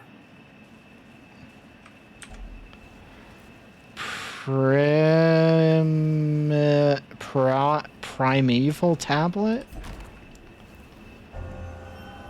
Interior adventurer.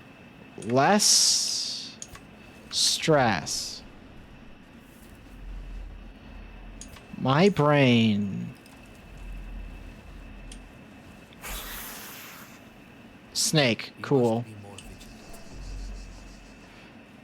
Yeah, okay. What the fuck? Slain cactinoid has been left to fester.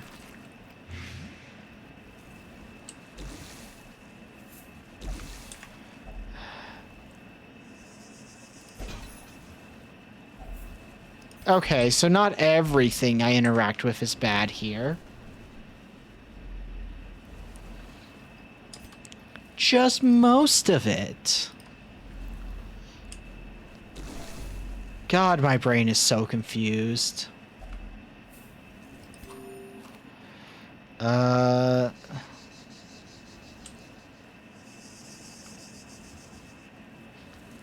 Oh, so I can use the torches to buff. Since I've already brought the torches, might as well take advantage of the buff.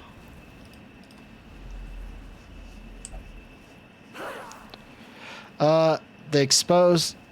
Oh, God. The... Brain?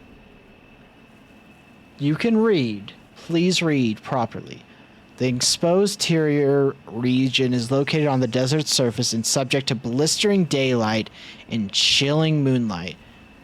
Day and night offer their own advantages and penalties with unique light level modifications and torch behavior.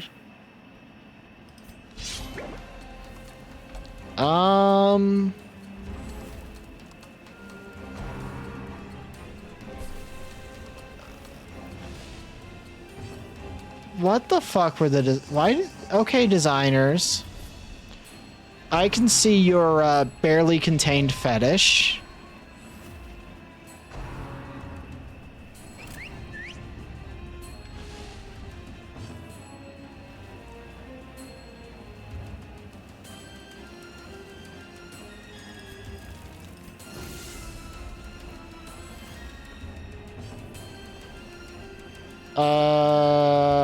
Oh God.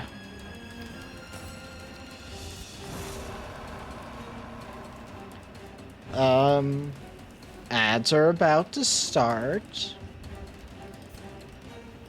Now is a good time to stretch. Use the bathroom. Get yourself food or water.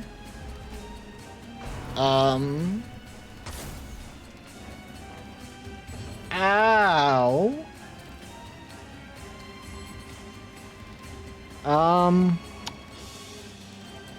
We will return after the ads so I can go pee.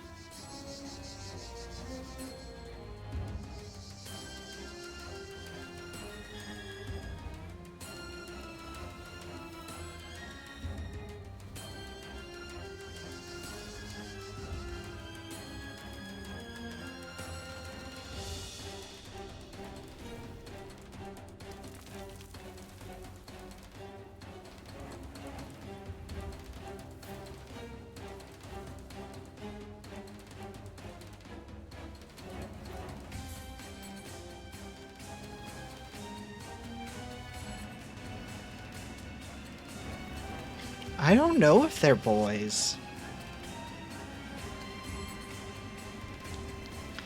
I think this... It's hard to tell.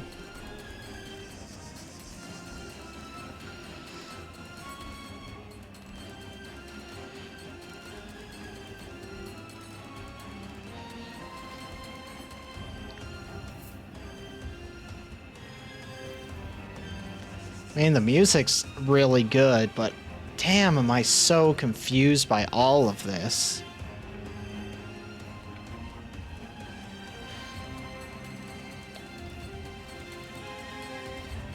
Yeah. I mean, it's not on the same level as when I was like, I want to see if there are any good mods that will make Darkest Dungeon 1 more playable. Because there are, and some of them are like kind of needed, like faster battles. So I was like, oh, let's just see what there is. And I found basically, outside of a handful of mods, all of them were horny. So unnecessarily so.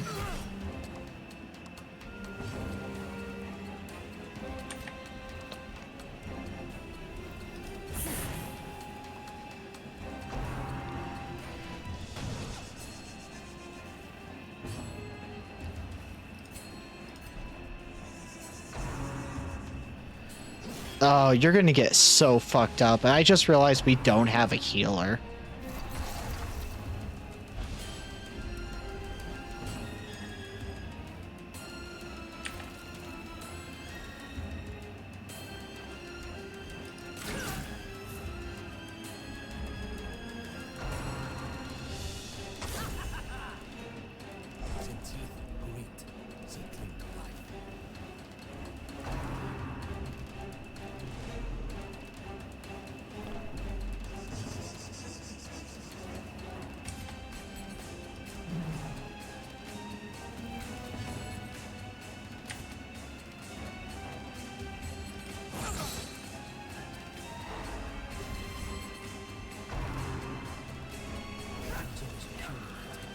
Oh, this is bad. Oh, this is so bad.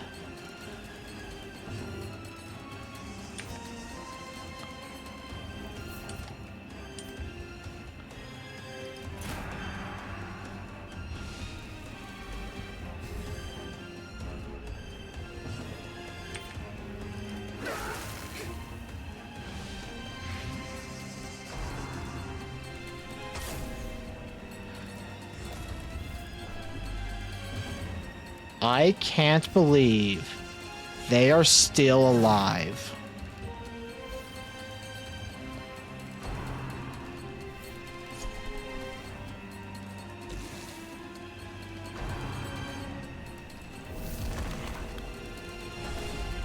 Oh my God.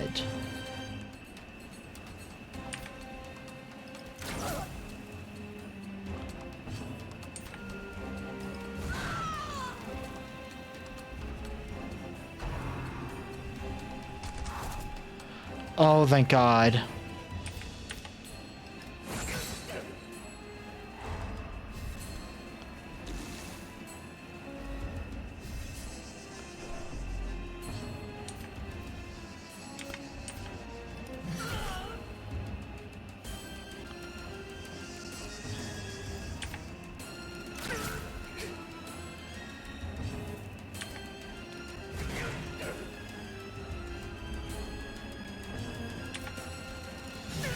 Oh, thank God.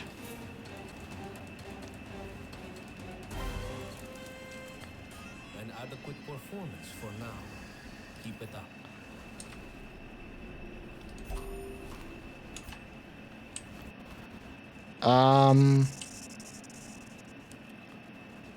Oh, fuck. We don't have more shovels.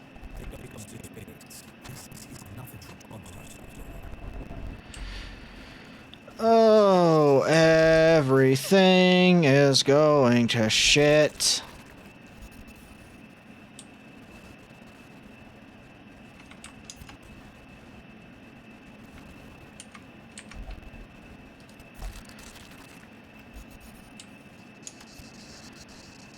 Oh, please don't.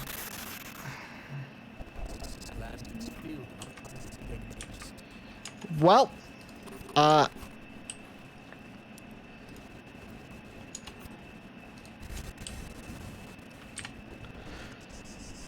I didn't even finish the sentence before getting punished.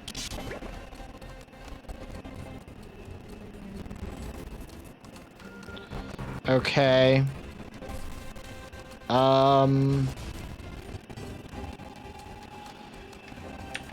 Okay, fine. You wanna play? I'll fucking play.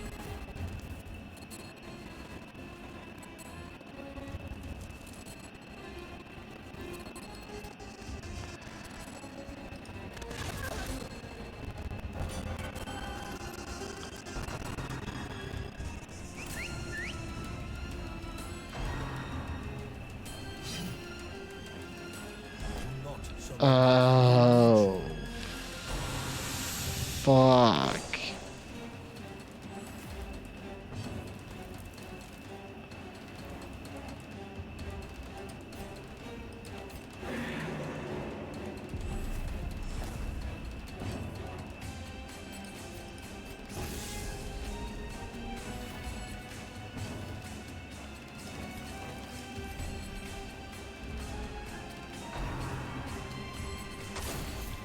Oh, I think we're gonna have death here. Cannot be wasted. Oh no. Enough now. Ah. Cancel them. How much further can one continue at this rate?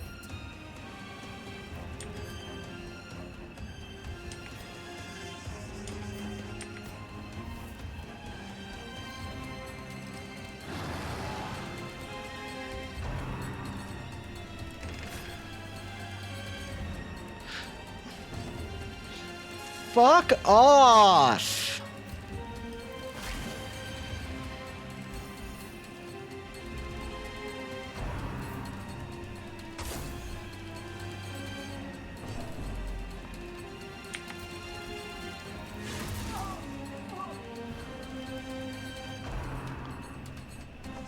Stand tall. You must recover.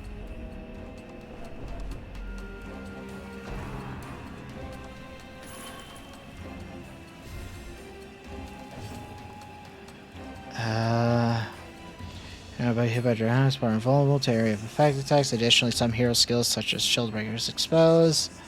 These skills have the additional. Yeah, okay, so stealth works the same.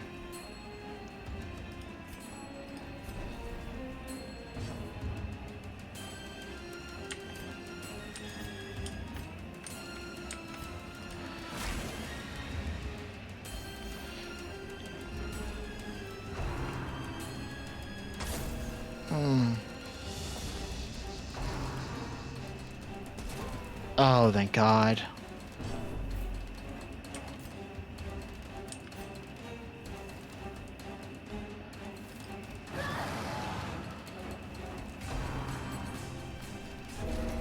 Oh, God.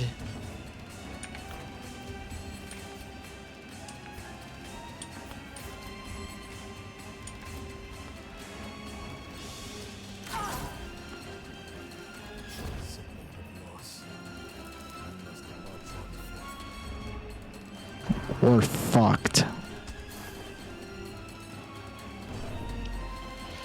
Okay. Knowing when you're in over your head is a rare quality. Well, Failure is but one part of success.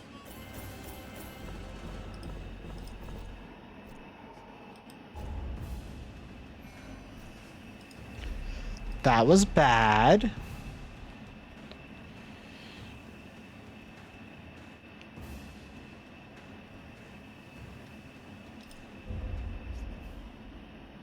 times, I find myself frustrated by the isolation of this endeavor, that no neighboring kingdom dare aid us in this cause.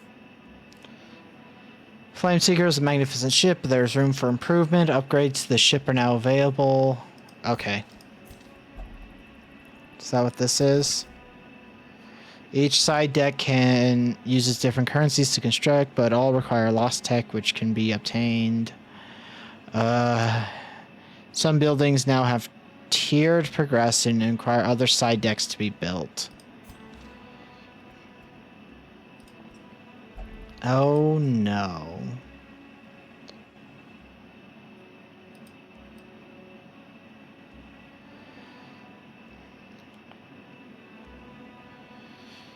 These are absurdly expensive.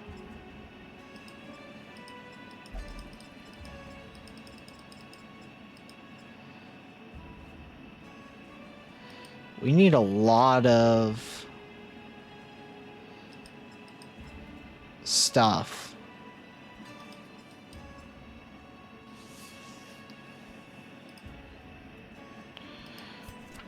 Well.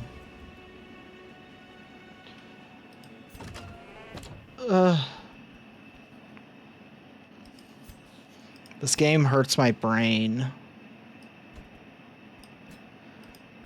I think I understand what Jazz feels when I go on my weirdly very specific tangents that are way complicated.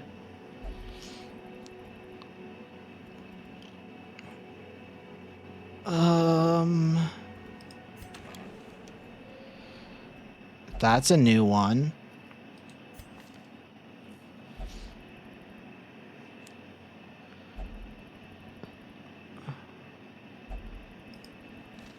Okay. A seasoned soldier, a mechanized demigod of death, vestiges of a fallen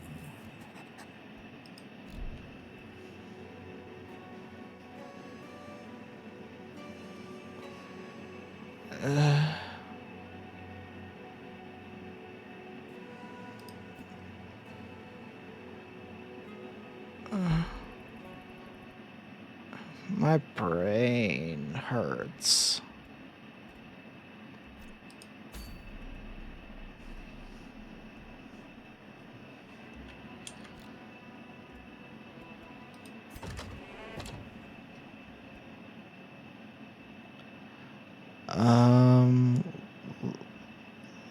You?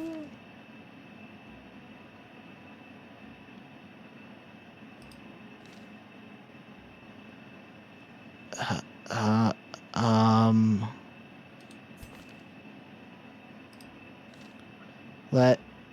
Let's put you here. And...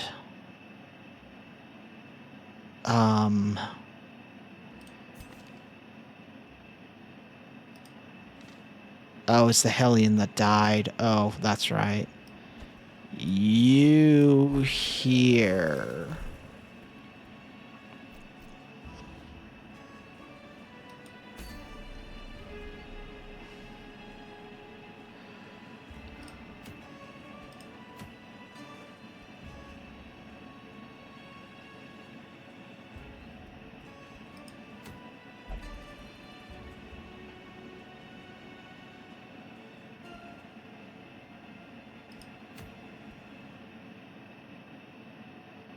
Oh, that'd be really good, actually. We want that.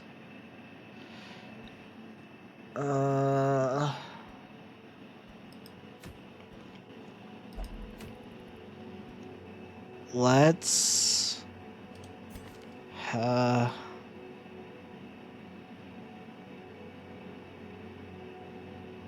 So you go...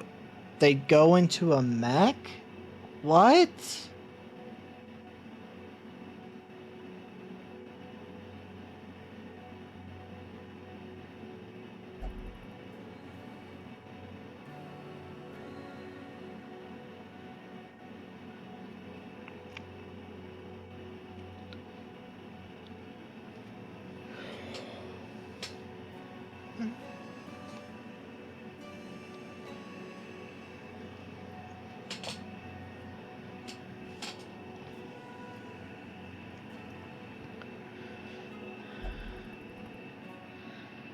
So they can deal with stealth?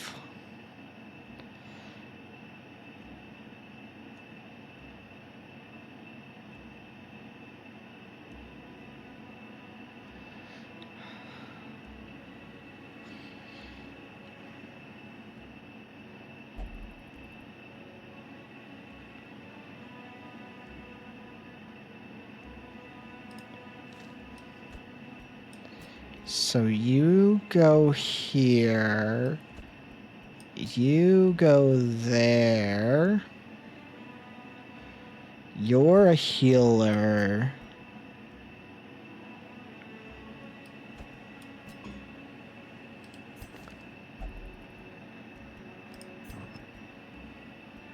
Ugh.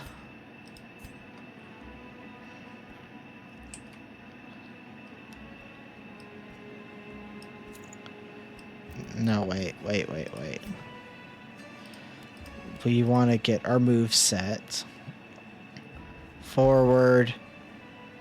back.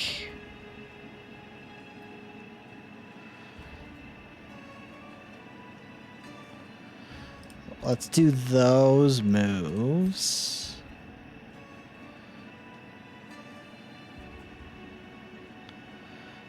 Yeah. Yeah, I think, yeah.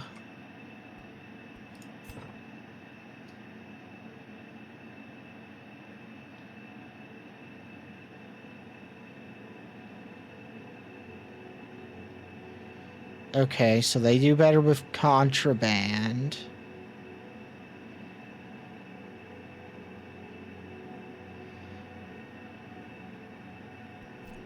Okay, you don't do debuffs. You do debuffs.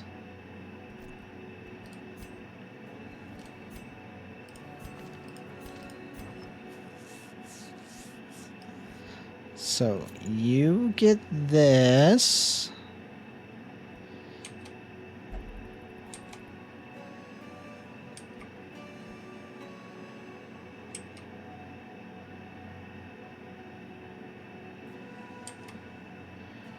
You get this.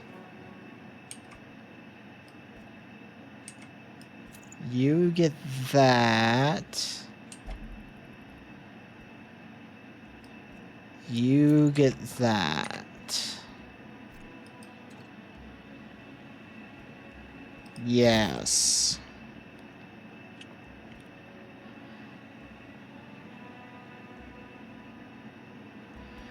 Well, they've given us a lot of firewood.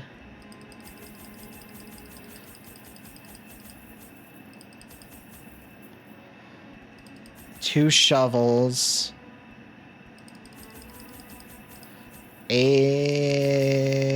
Yeah, 8 torches.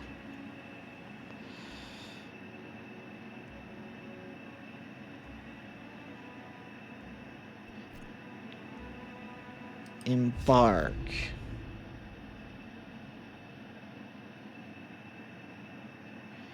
The treasury has few normal encounters. Cool.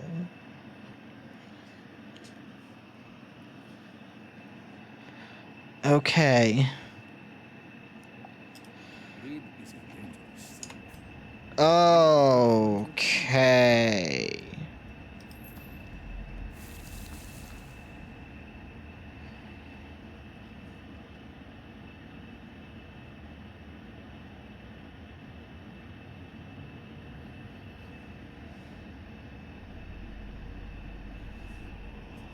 What the fuck?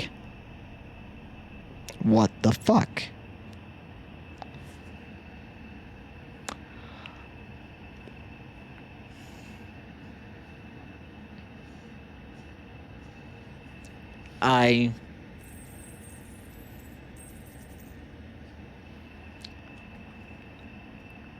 Okay.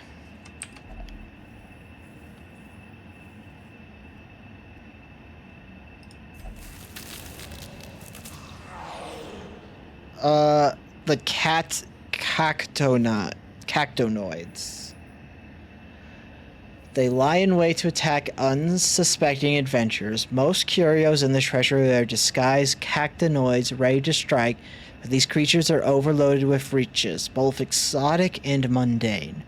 Certain interactions can be used to give yourself an advantage in fights against these floral beasts. Okay. While there are some roaming creatures which call the treasury their home, most fights will be ones you initiate.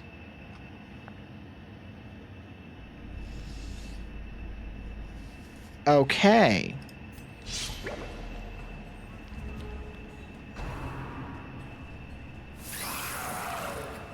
Um...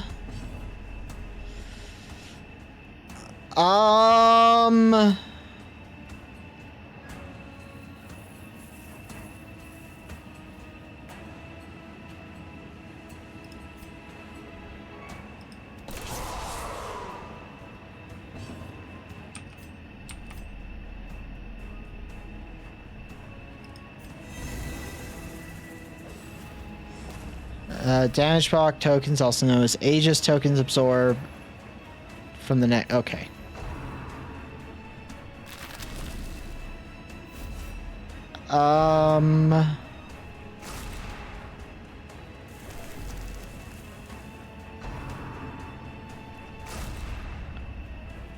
I can feel my brain just slowly deteriorating.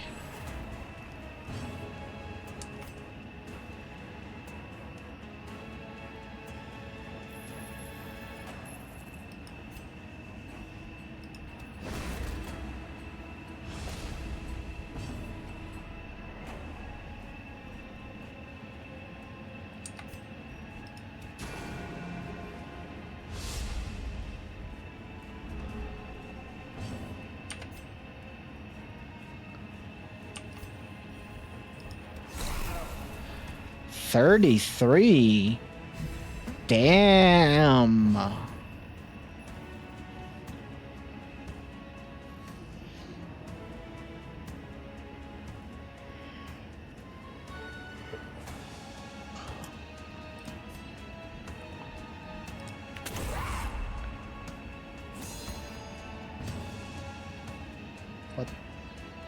What was that?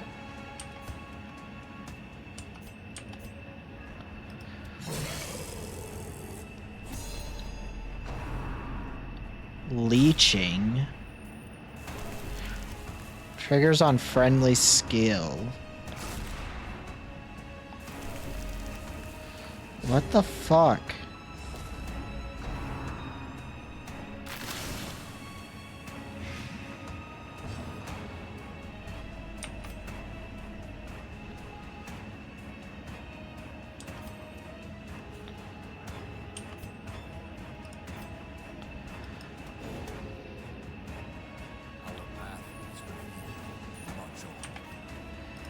Okay, let's see what this is like.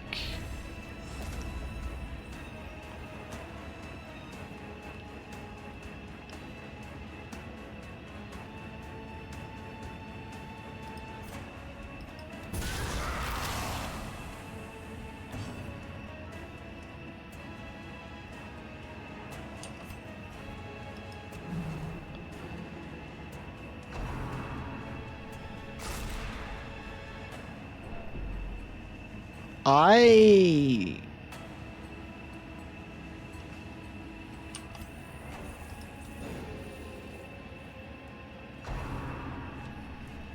am very confused.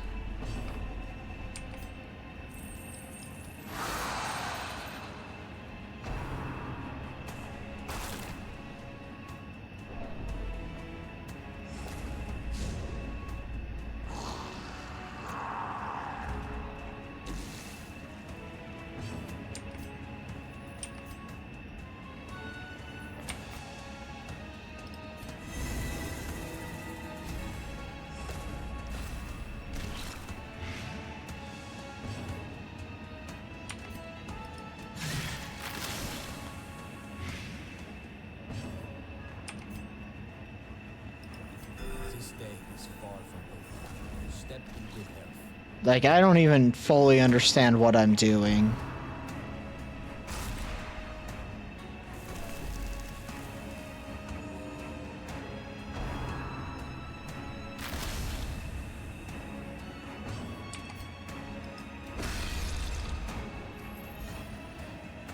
Well then. Yeah, that's literally all I have to go on, is that I am winning.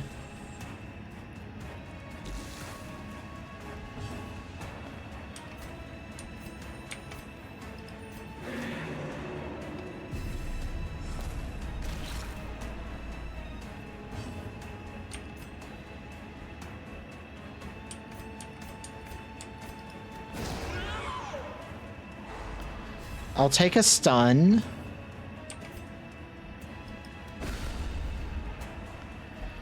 Damn, imagine if that was the enemy instead of a corpse.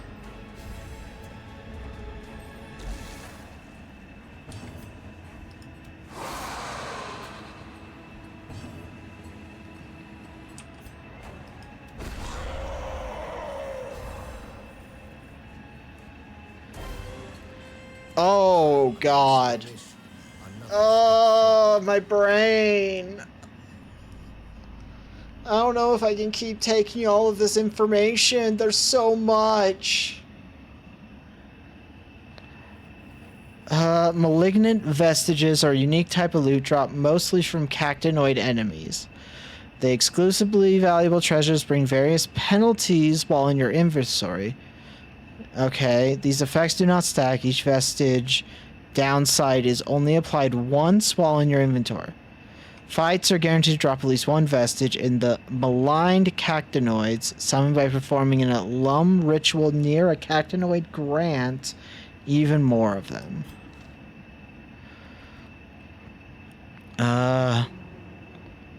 But it's worth money at the end. Got it.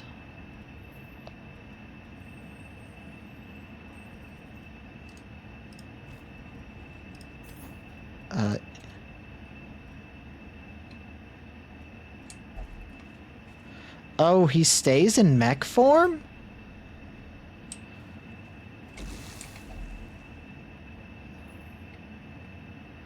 What happens if you burn a corpse? Nothing? Yeah, I knew it would. I think we'll just avoid fights after that one.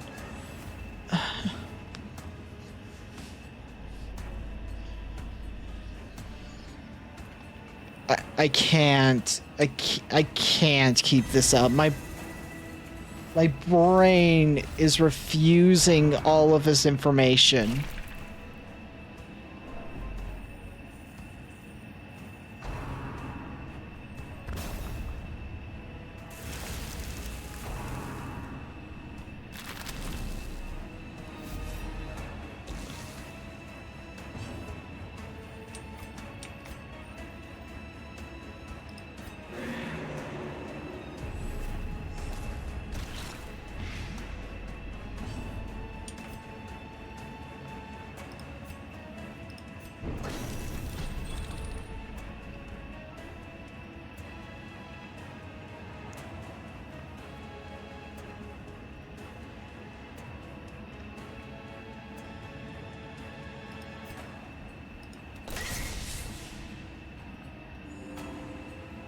So, okay.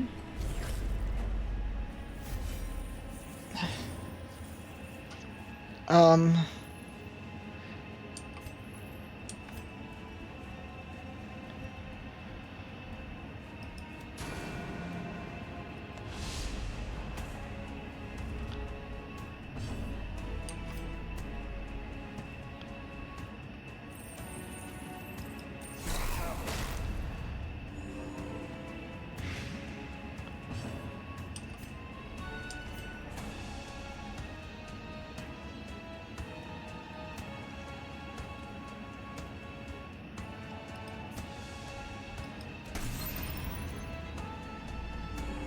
Yeah.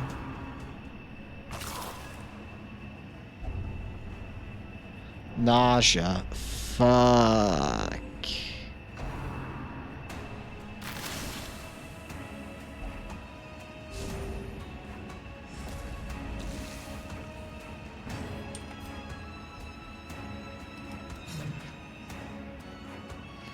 God damn it, Hellion, hit! Oh, I didn't like that.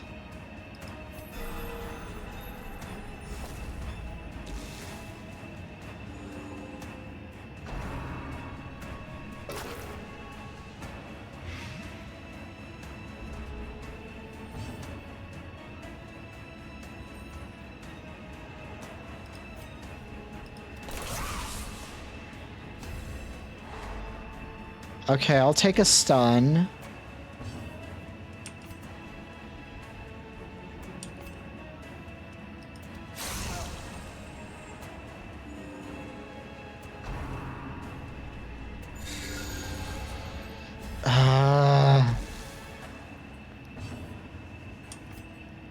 Of course that thing is a healer.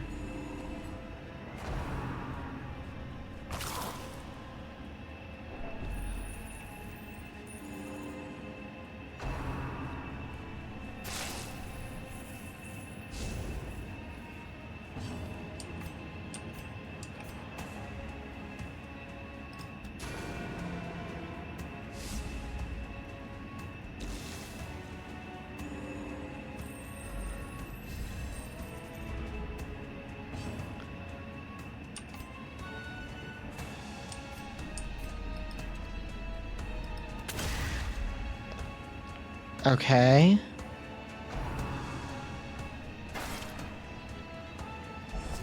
Uh, I don't. Stand your ground. Um,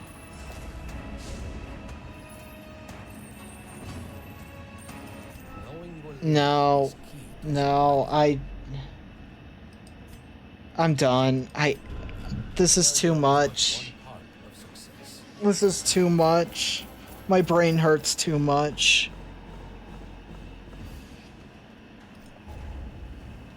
I can't. My brain hurts.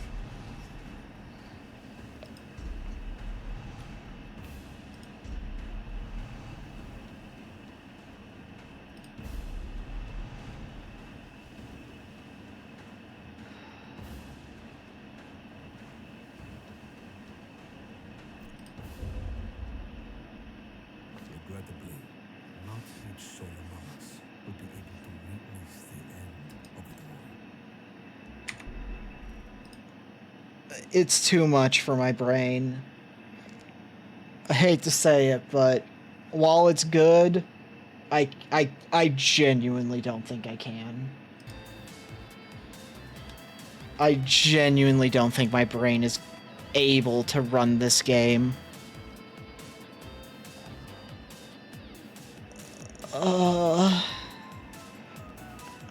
It's so much. It feels like a game that was made for the sickos out there. The Darkest Dungeon sickos. And here's the thing. I like Darkest Dungeon. I have never beaten the first Darkest Dungeon because it is too long of a game. So, if you're a Darkest Dungeon sicko, it's a great mod. What I could understand, no problem.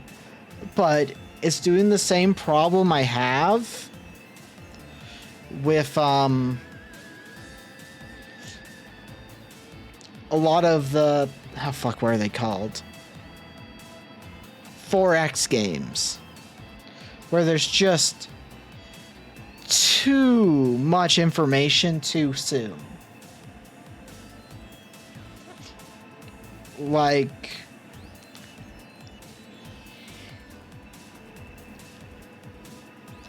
if a game has too much too early, I don't have time to learn it all because it's like, oh, well, now I have to learn these like 7 different things on top of the other things I was already having to learn.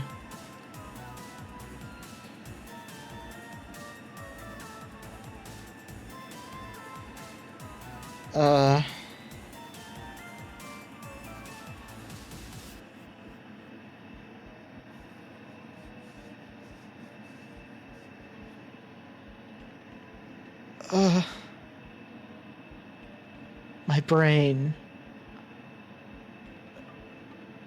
I'm just trying to get my brain to reset, so this might take a bit.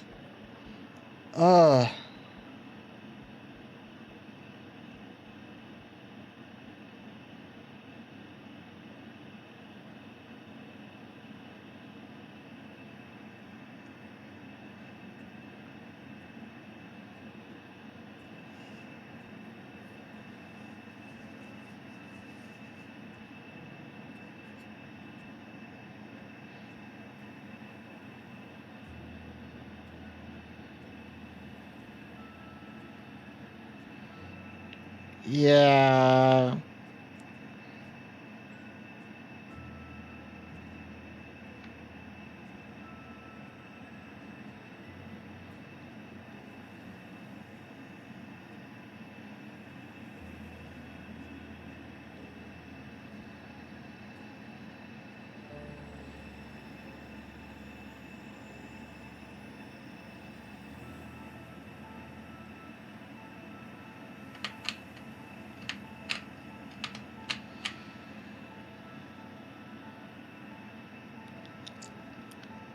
Yeah, I'm not a... I can't think of a single game I'm a sicko for.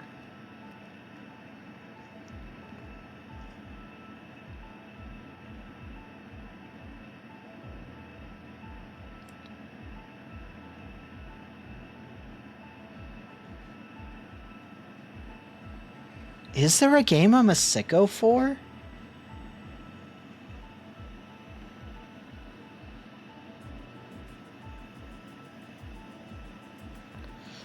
I'm gonna quote post this with just a update. Yeah.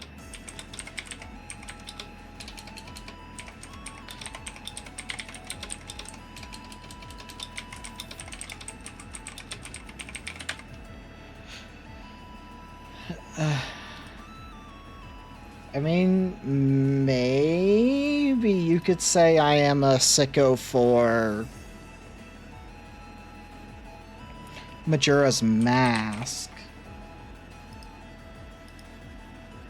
Because that is a game I know a lot of... Well, I never 100%ed it, though, so I don't think that...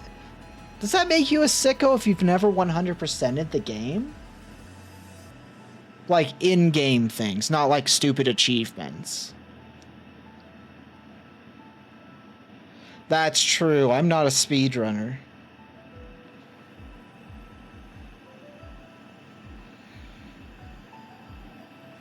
I don't personally get the appeal of speedrunning.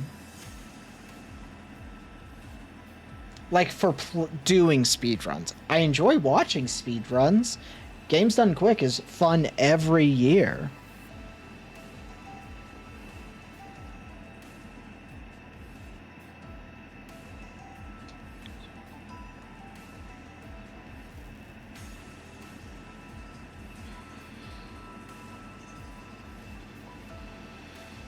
Huh.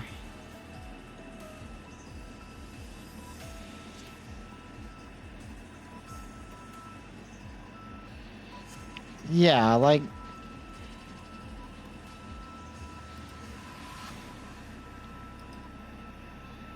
So, my official statement on Black Reliquary. It's a game for psychos. I am not a psycho. I apologize to anybody who was excited for that playthrough. But I have no interest. Yeah,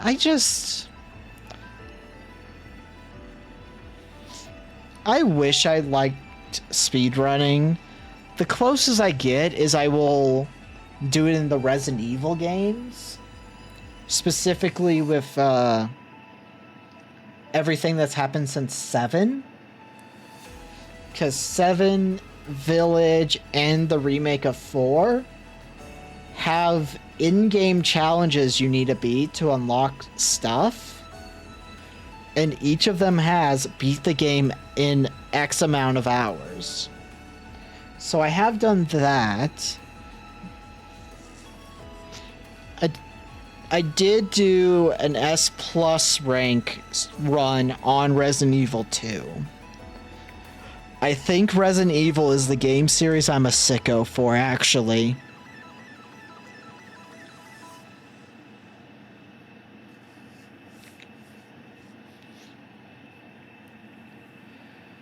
I think that's the game series I'm a sicko for. Resident Evil.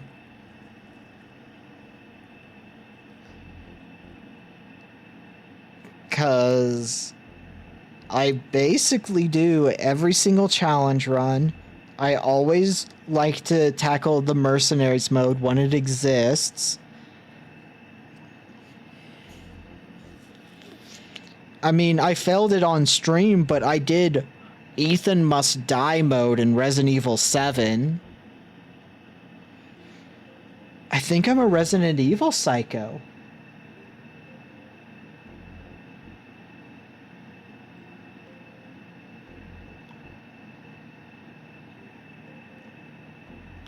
I think objectively that's the game I'm a psycho for.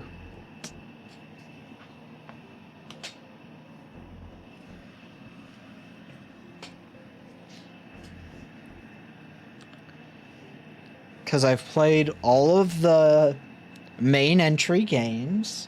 The only games I haven't played are ones that are console exclusive that I just never had the console for. Or I just went, I don't want to play a light gun game, because there was the Wii one that was a light gun game, but light guns are only fun in arcades. I feel like that's the optimal place to play a light gun game. And specifically, you should be playing Time Splitters with a friend, because that shit is so much fun.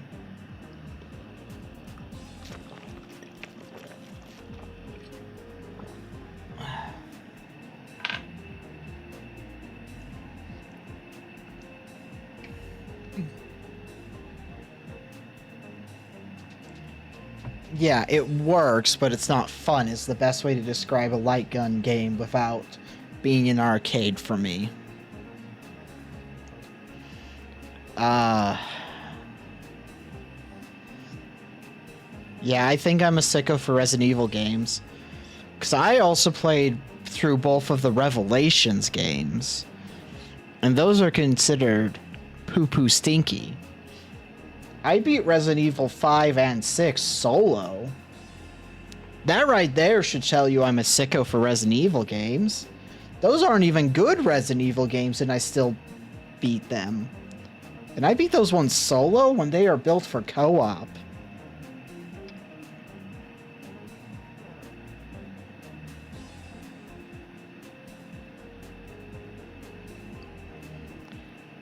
No, yeah, I don't think it's even a question anymore. I am a sicko for Resident Evil games.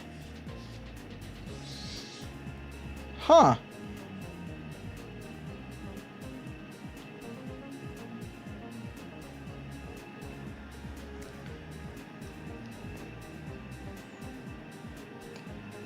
You can tell this game broke my brain because we didn't even make it 3 hours into the stream before I just went, I can't.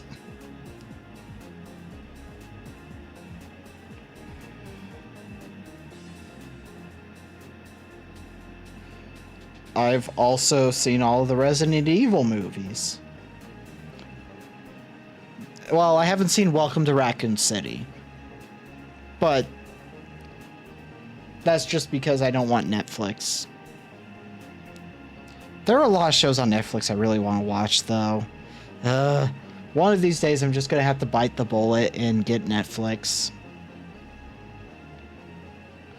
Because I've only seen season 1 of Castlevania. I want to see Castlevania Nocturne.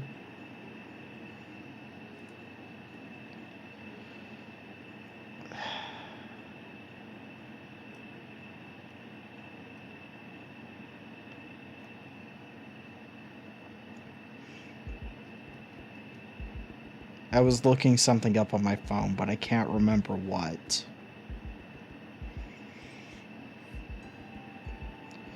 So I'm just staring at my phone like, what the fuck was I doing?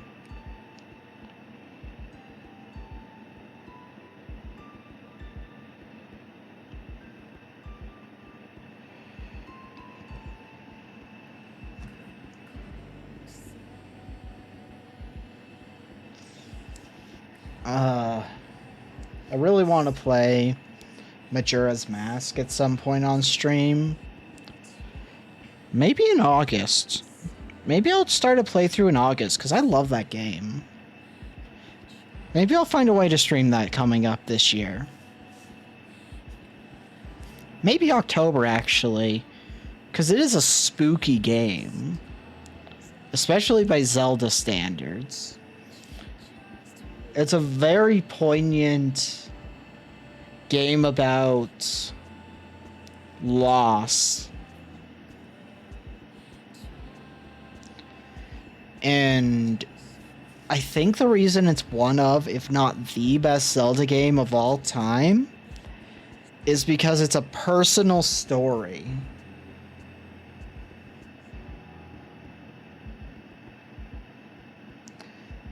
Airport, when you say someone should, you know that you are capable of doing that, right?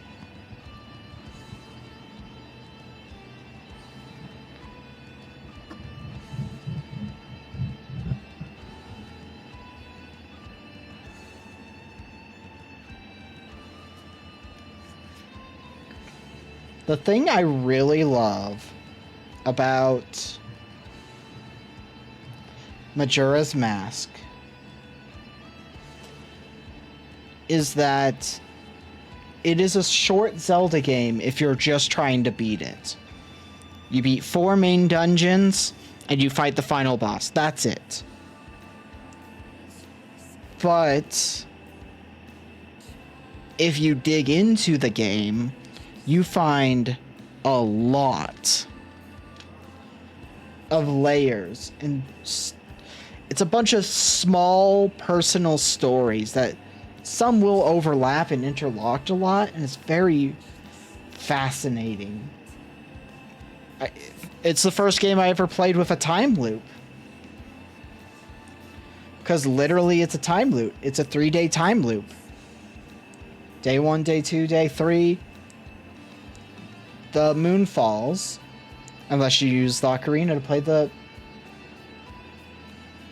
Song of Time.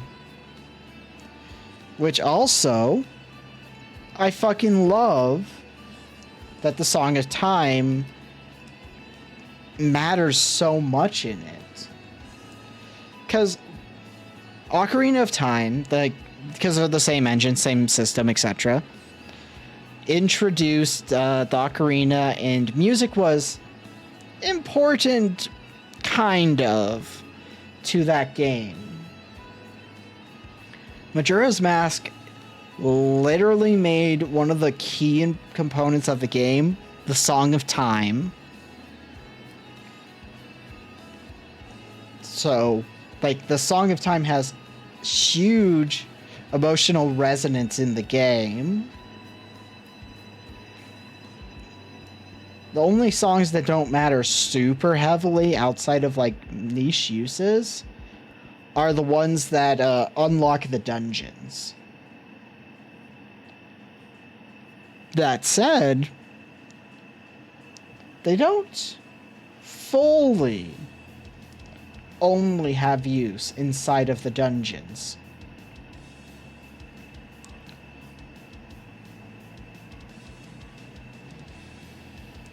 Oh, there's the Eulogy of Emptiness, which makes all of those creepy statues.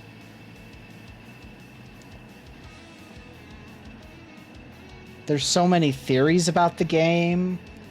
Like, one of the most popular ones is that it's the afterlife and Link going through the 5 stages of grief, which is really fascinating, and you start picking up all these tips.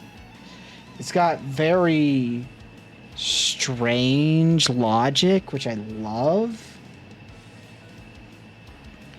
And in order to complete the game, like, to get all the masks, it's a lot of personal stories, which I love. And all the masks do something interesting, whether it be really cool or really kind of mundane. Like, you have the... oh god, I can't remember the name of the mask.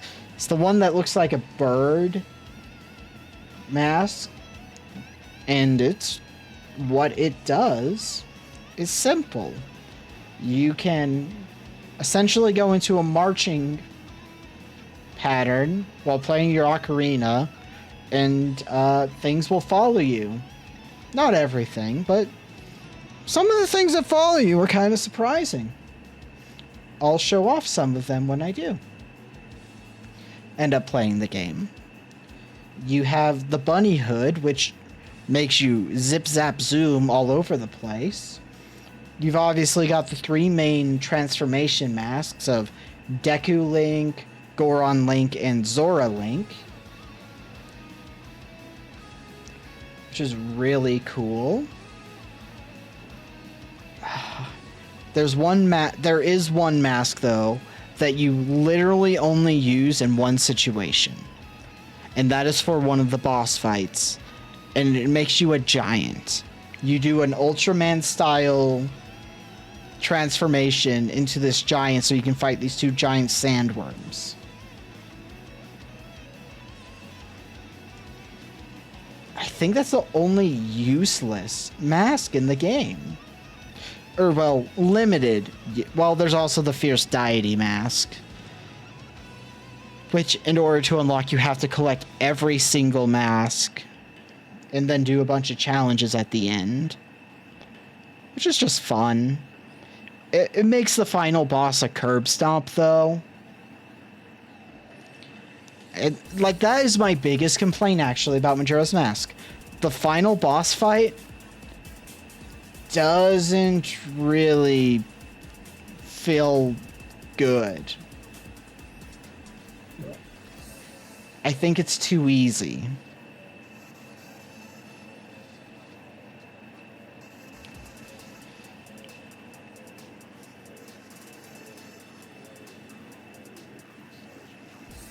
Yeah, but when it comes down to 100% completion rewards, at least you get to use it a little bit before you finish the game. Because usually the 100% achievement is stupid. Like Paper Mario the Thousand Year Door, if you do everything, you get a badge that makes you gold. Just changes your appearance to gold. And you can't do anything at all now that you have this badge. Because you've beaten the game. Entirely. You've done literally everything.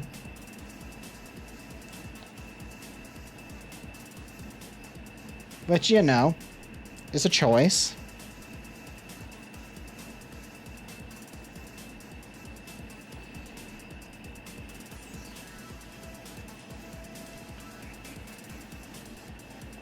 Yeah, exactly. I like when the 100% reward is just like a different ending.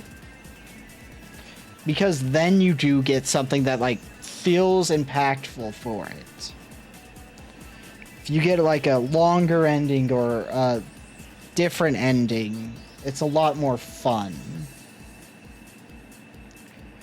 Now, I don't think you can top the ending or alter the ending of Majora's Mask at all. Because it's just such a somber game. I love Majora's Mask. There are very few games that I want to do a video essay on, which again, I really don't have the time or energy for that when I do have the time. I'm working a full-time job. I make a grand total of like 30 cents a month streaming. And you don't get payouts until you hit $50 earned, so do the math. Do the math and you'll figure that out. You'll figure that out pretty quickly.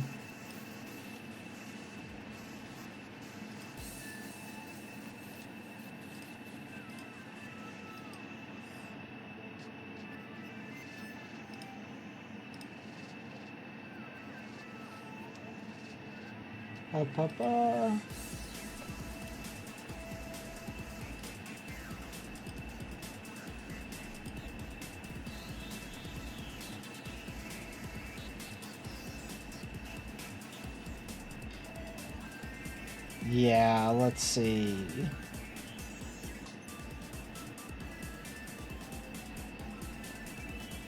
Yeah, I'm making like maybe 5 cents a stream from ads. You know, a whole 5 cents.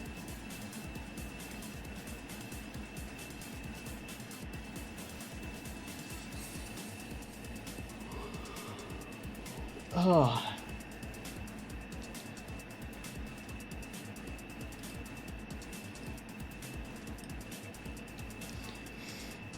I wish I worked my job part-time, because it would either mean more streaming or actually working on video essays.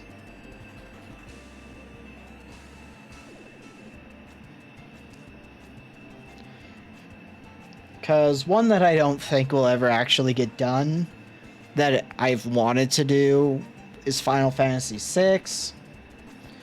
But playing through the opening of that game, I went, the opening's a real slog. I don't know if I want to do this.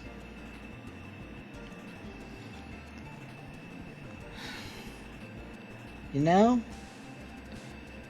I want to like it. But the opening is just so boring.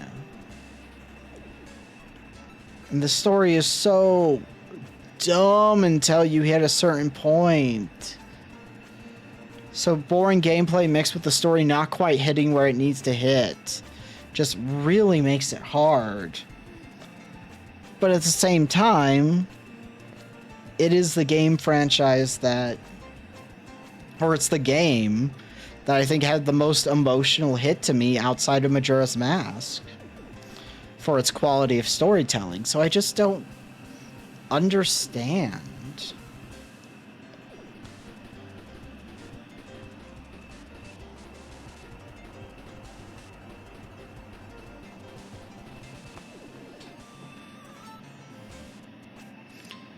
Yeah, those were bound to play.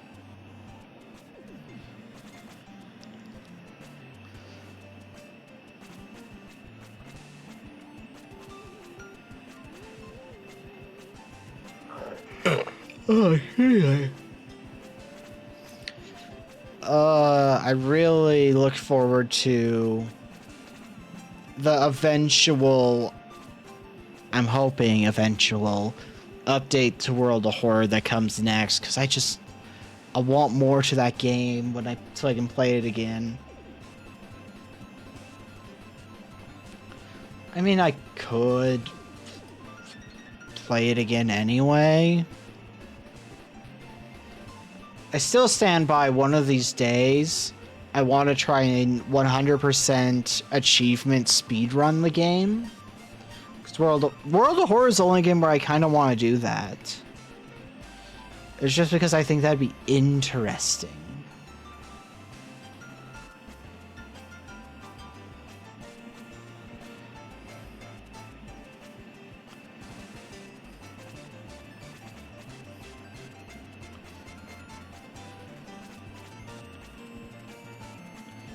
Oh, Save's playing Dead by Daylight.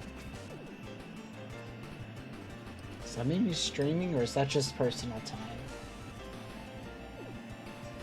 That's just personal time. Gotcha. I just wanted to see. Wanted to see what they were doing.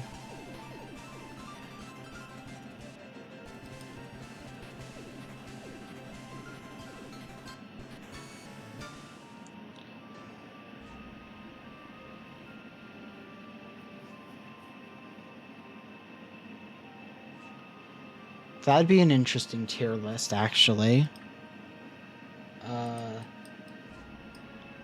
Maybe I'll do that. Wrong button. Zelda game tier list.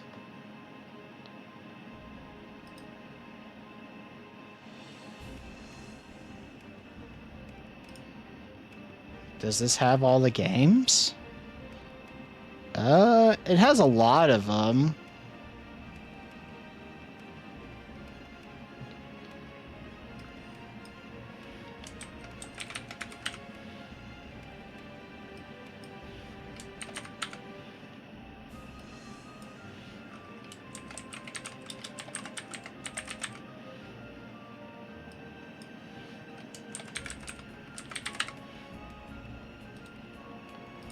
Recommend.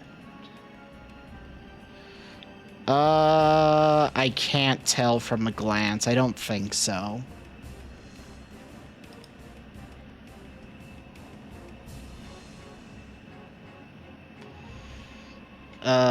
Okay, so I never played that one, so let's just throw that one there before we do anything.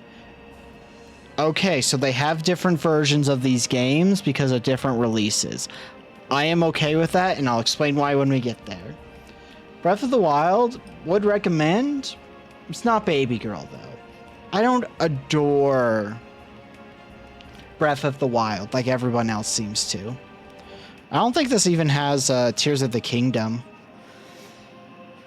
So this is an outdated list for sure.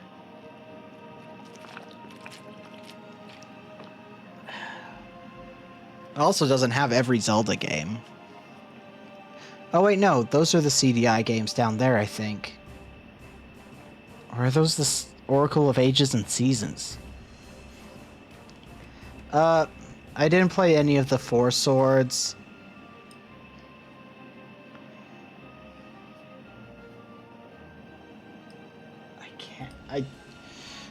I think that if that's the game I think it is, it's meh for me. Hyrule Warriors I really like. A Link to the Past? That? No, I don't think it's Baby Girl.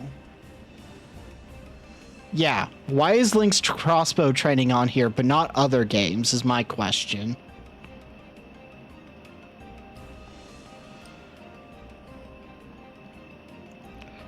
This is not a version I played. Okay. Legend of Zelda Majora's Mask for the Nintendo 64. Baby Girl, top tier. My personal favorite Zelda game. Majora's Mask on the 3DS. Stinky. Awful. Gutted. Because of a very simple thing. They updated a lot of the game.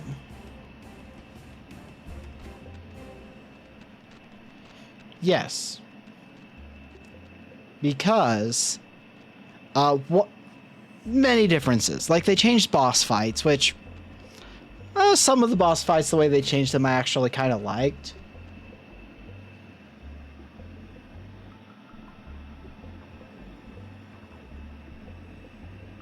Okay, I thought I was hearing something. But it's just stinky. They changed boss fights. Some of them were cool, but most of them just kind of made the bosses less fun. They got rid of one area and replaced it with fishing minigame, which I've never liked the fishing minigame in the Ocarina of Time. Why would you add it to Majora's Mask in a remake? I thought that was stupid as shit. But then they changed some of the way the powers worked for the transformation masks, making it so you can't do the cool versions of the moves unless you have magic. One of my favorite things to do in OG Majora's Mask is the Zora mask, where you get to swim around in the water, and it's really fun to swim because you go really fast and it's really fun. Or you can slow it down if you need to, but it's really fast, it's really fun. In order to go fast and have the really fun aspect of swimming, you have to be using magic. And if your magic meter runs out, you're just swimming slowly. I hated it. I was so mad. I was like, no! No! You were the chosen one! That was the moment where I went, this game sucks. I never played the Master Quest Legend of Zelda, which I know is Ocarina of Time. Okay. Ocarina of Time, including the 3DS version, those are Baby Girl. Those games are great. Minish Cap, Baby Girl. I fucking love Minish Cap. Minish Cap is like my childhood Game Boy game of choice. I really liked Oracle of Seasons and Ages. I didn't get to play a lot of them. Phantom Hourglass. I really liked that it had a dungeon you had to come back to all the time. That is an unpopular opinion, however. That is an unpopular opinion, apparently. Skyward Sword is stinky. I never played Spirit Tracks. Okay. GameCube version. or maybe it's the original release and the HD release. Yeah, exactly. The original was meh for me, and I hate to say it because Midna is one of the best Zelda characters ever, but I think both versions of Twilight Princess are very fine. I wouldn't say don't play them, they're bad, but I also wouldn't say, oh, you should definitely play them. They're the equivalent of, it's fine. You're not going to regret your time, but you're not going to love your time. GameCube, Majora's Mask, or Wind Waker is meh. The remake goes into or the HD Redux goes into would recommend, because it fixed a lot of tedium in Zelda Wind Waker on the GameCube. Now, I personally liked the searching for all of the Triforce pieces on the overworld map. But that is not everybody's opinion. Legend of Zelda Link's Adventure is meh. Same goes with the first Zelda game. I would, however, recommend it if you want to see how the series started, because it is fascinating. And this, I think, is the CDI Zelda games. Never played them. Never. So, that's not a great track record for these Zelda games if more than half of them, well, no. There's more good than there is bad because there's a lot I just didn't play.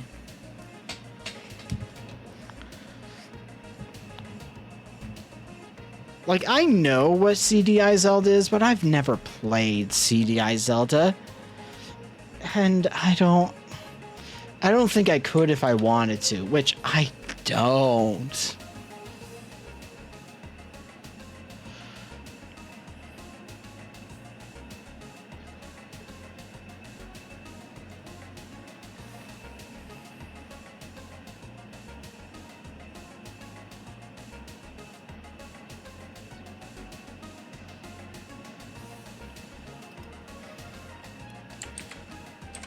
Like, I want... Also, the fact that it didn't have Tears of the Kingdom on that one tells me a lot. Because I have not played it, but I know that it's a really good game. Even without playing it, I think I would recommend it. But I'd be like, hey, everyone seems to love it. I'd recommend it. I haven't played it would be like the caveat. Because it's a full price game. Full price games are... It takes a lot for me to want to buy a full price game. I prefer to get like the indie darlings that are smaller. You know?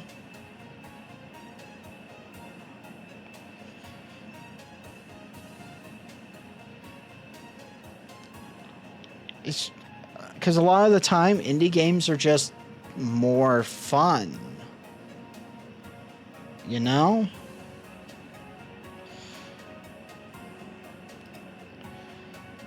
Like, I love indie games. There's a lot of really good indie games out there. And the bad indie games, you don't really experience unless you get, like, you see and you're like, oh, that looks fun. And then you play it and go, oh no. No, I was wrong. It's not fun. It's a disaster. The problem is also you have to be careful looking for games because if you're not careful, you're just going to see so many shitty porn games. So many have like flooded Steam.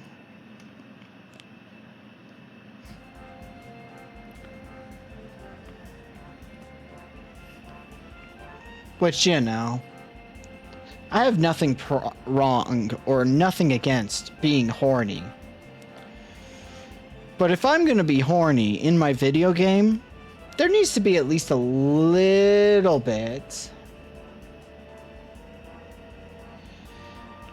Like, there needs to be a little bit of good gameplay.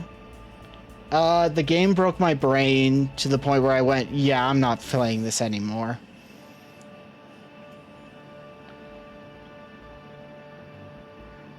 That's the simple answer of what happened. I got overwhelmed and went, yeah, I'm not playing this anymore.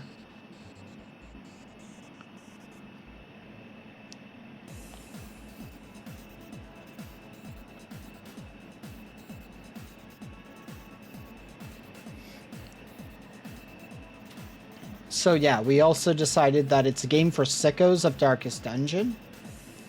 I am not a sicko. So I did not have fun with it.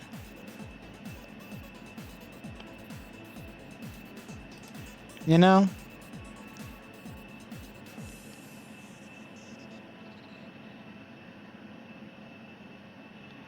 It's just so much started happening and I had no idea what the fuck I was doing.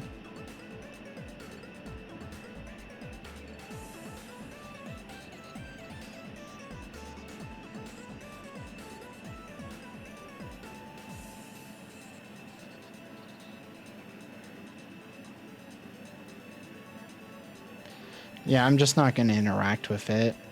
I don't like XCOM that much. I like it. I'm not a sicko for it.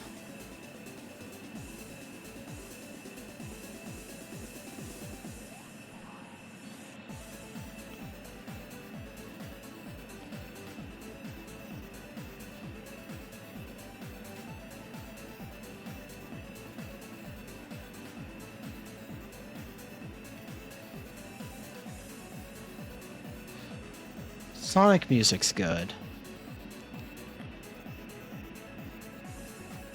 I mean, I'm partial to when they shifted to absurd rock.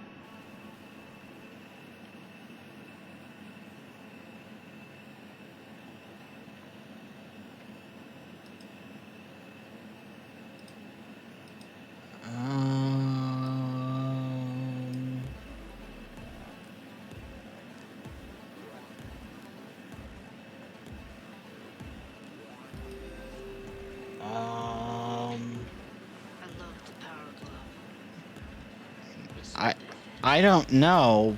I literally dipped out of the game before the 3-hour mark. It was too much.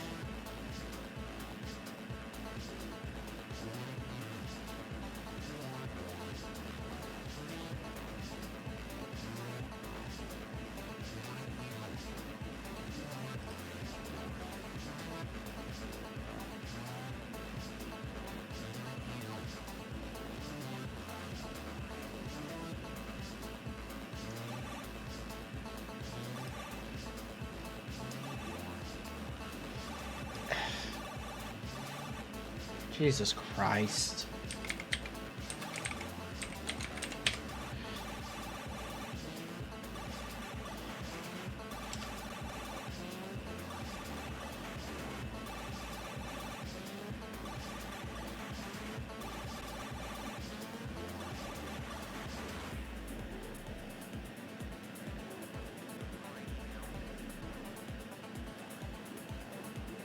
You fucking know what? Don't give me that shit. I love the power of love. It's so big.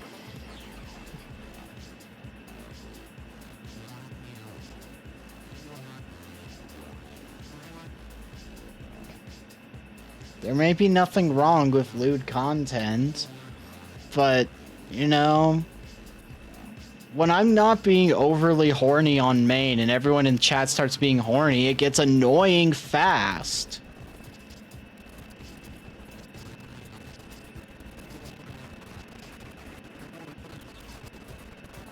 I wasn't even be slightly horny. I had like 2 moments of being horny the whole stream.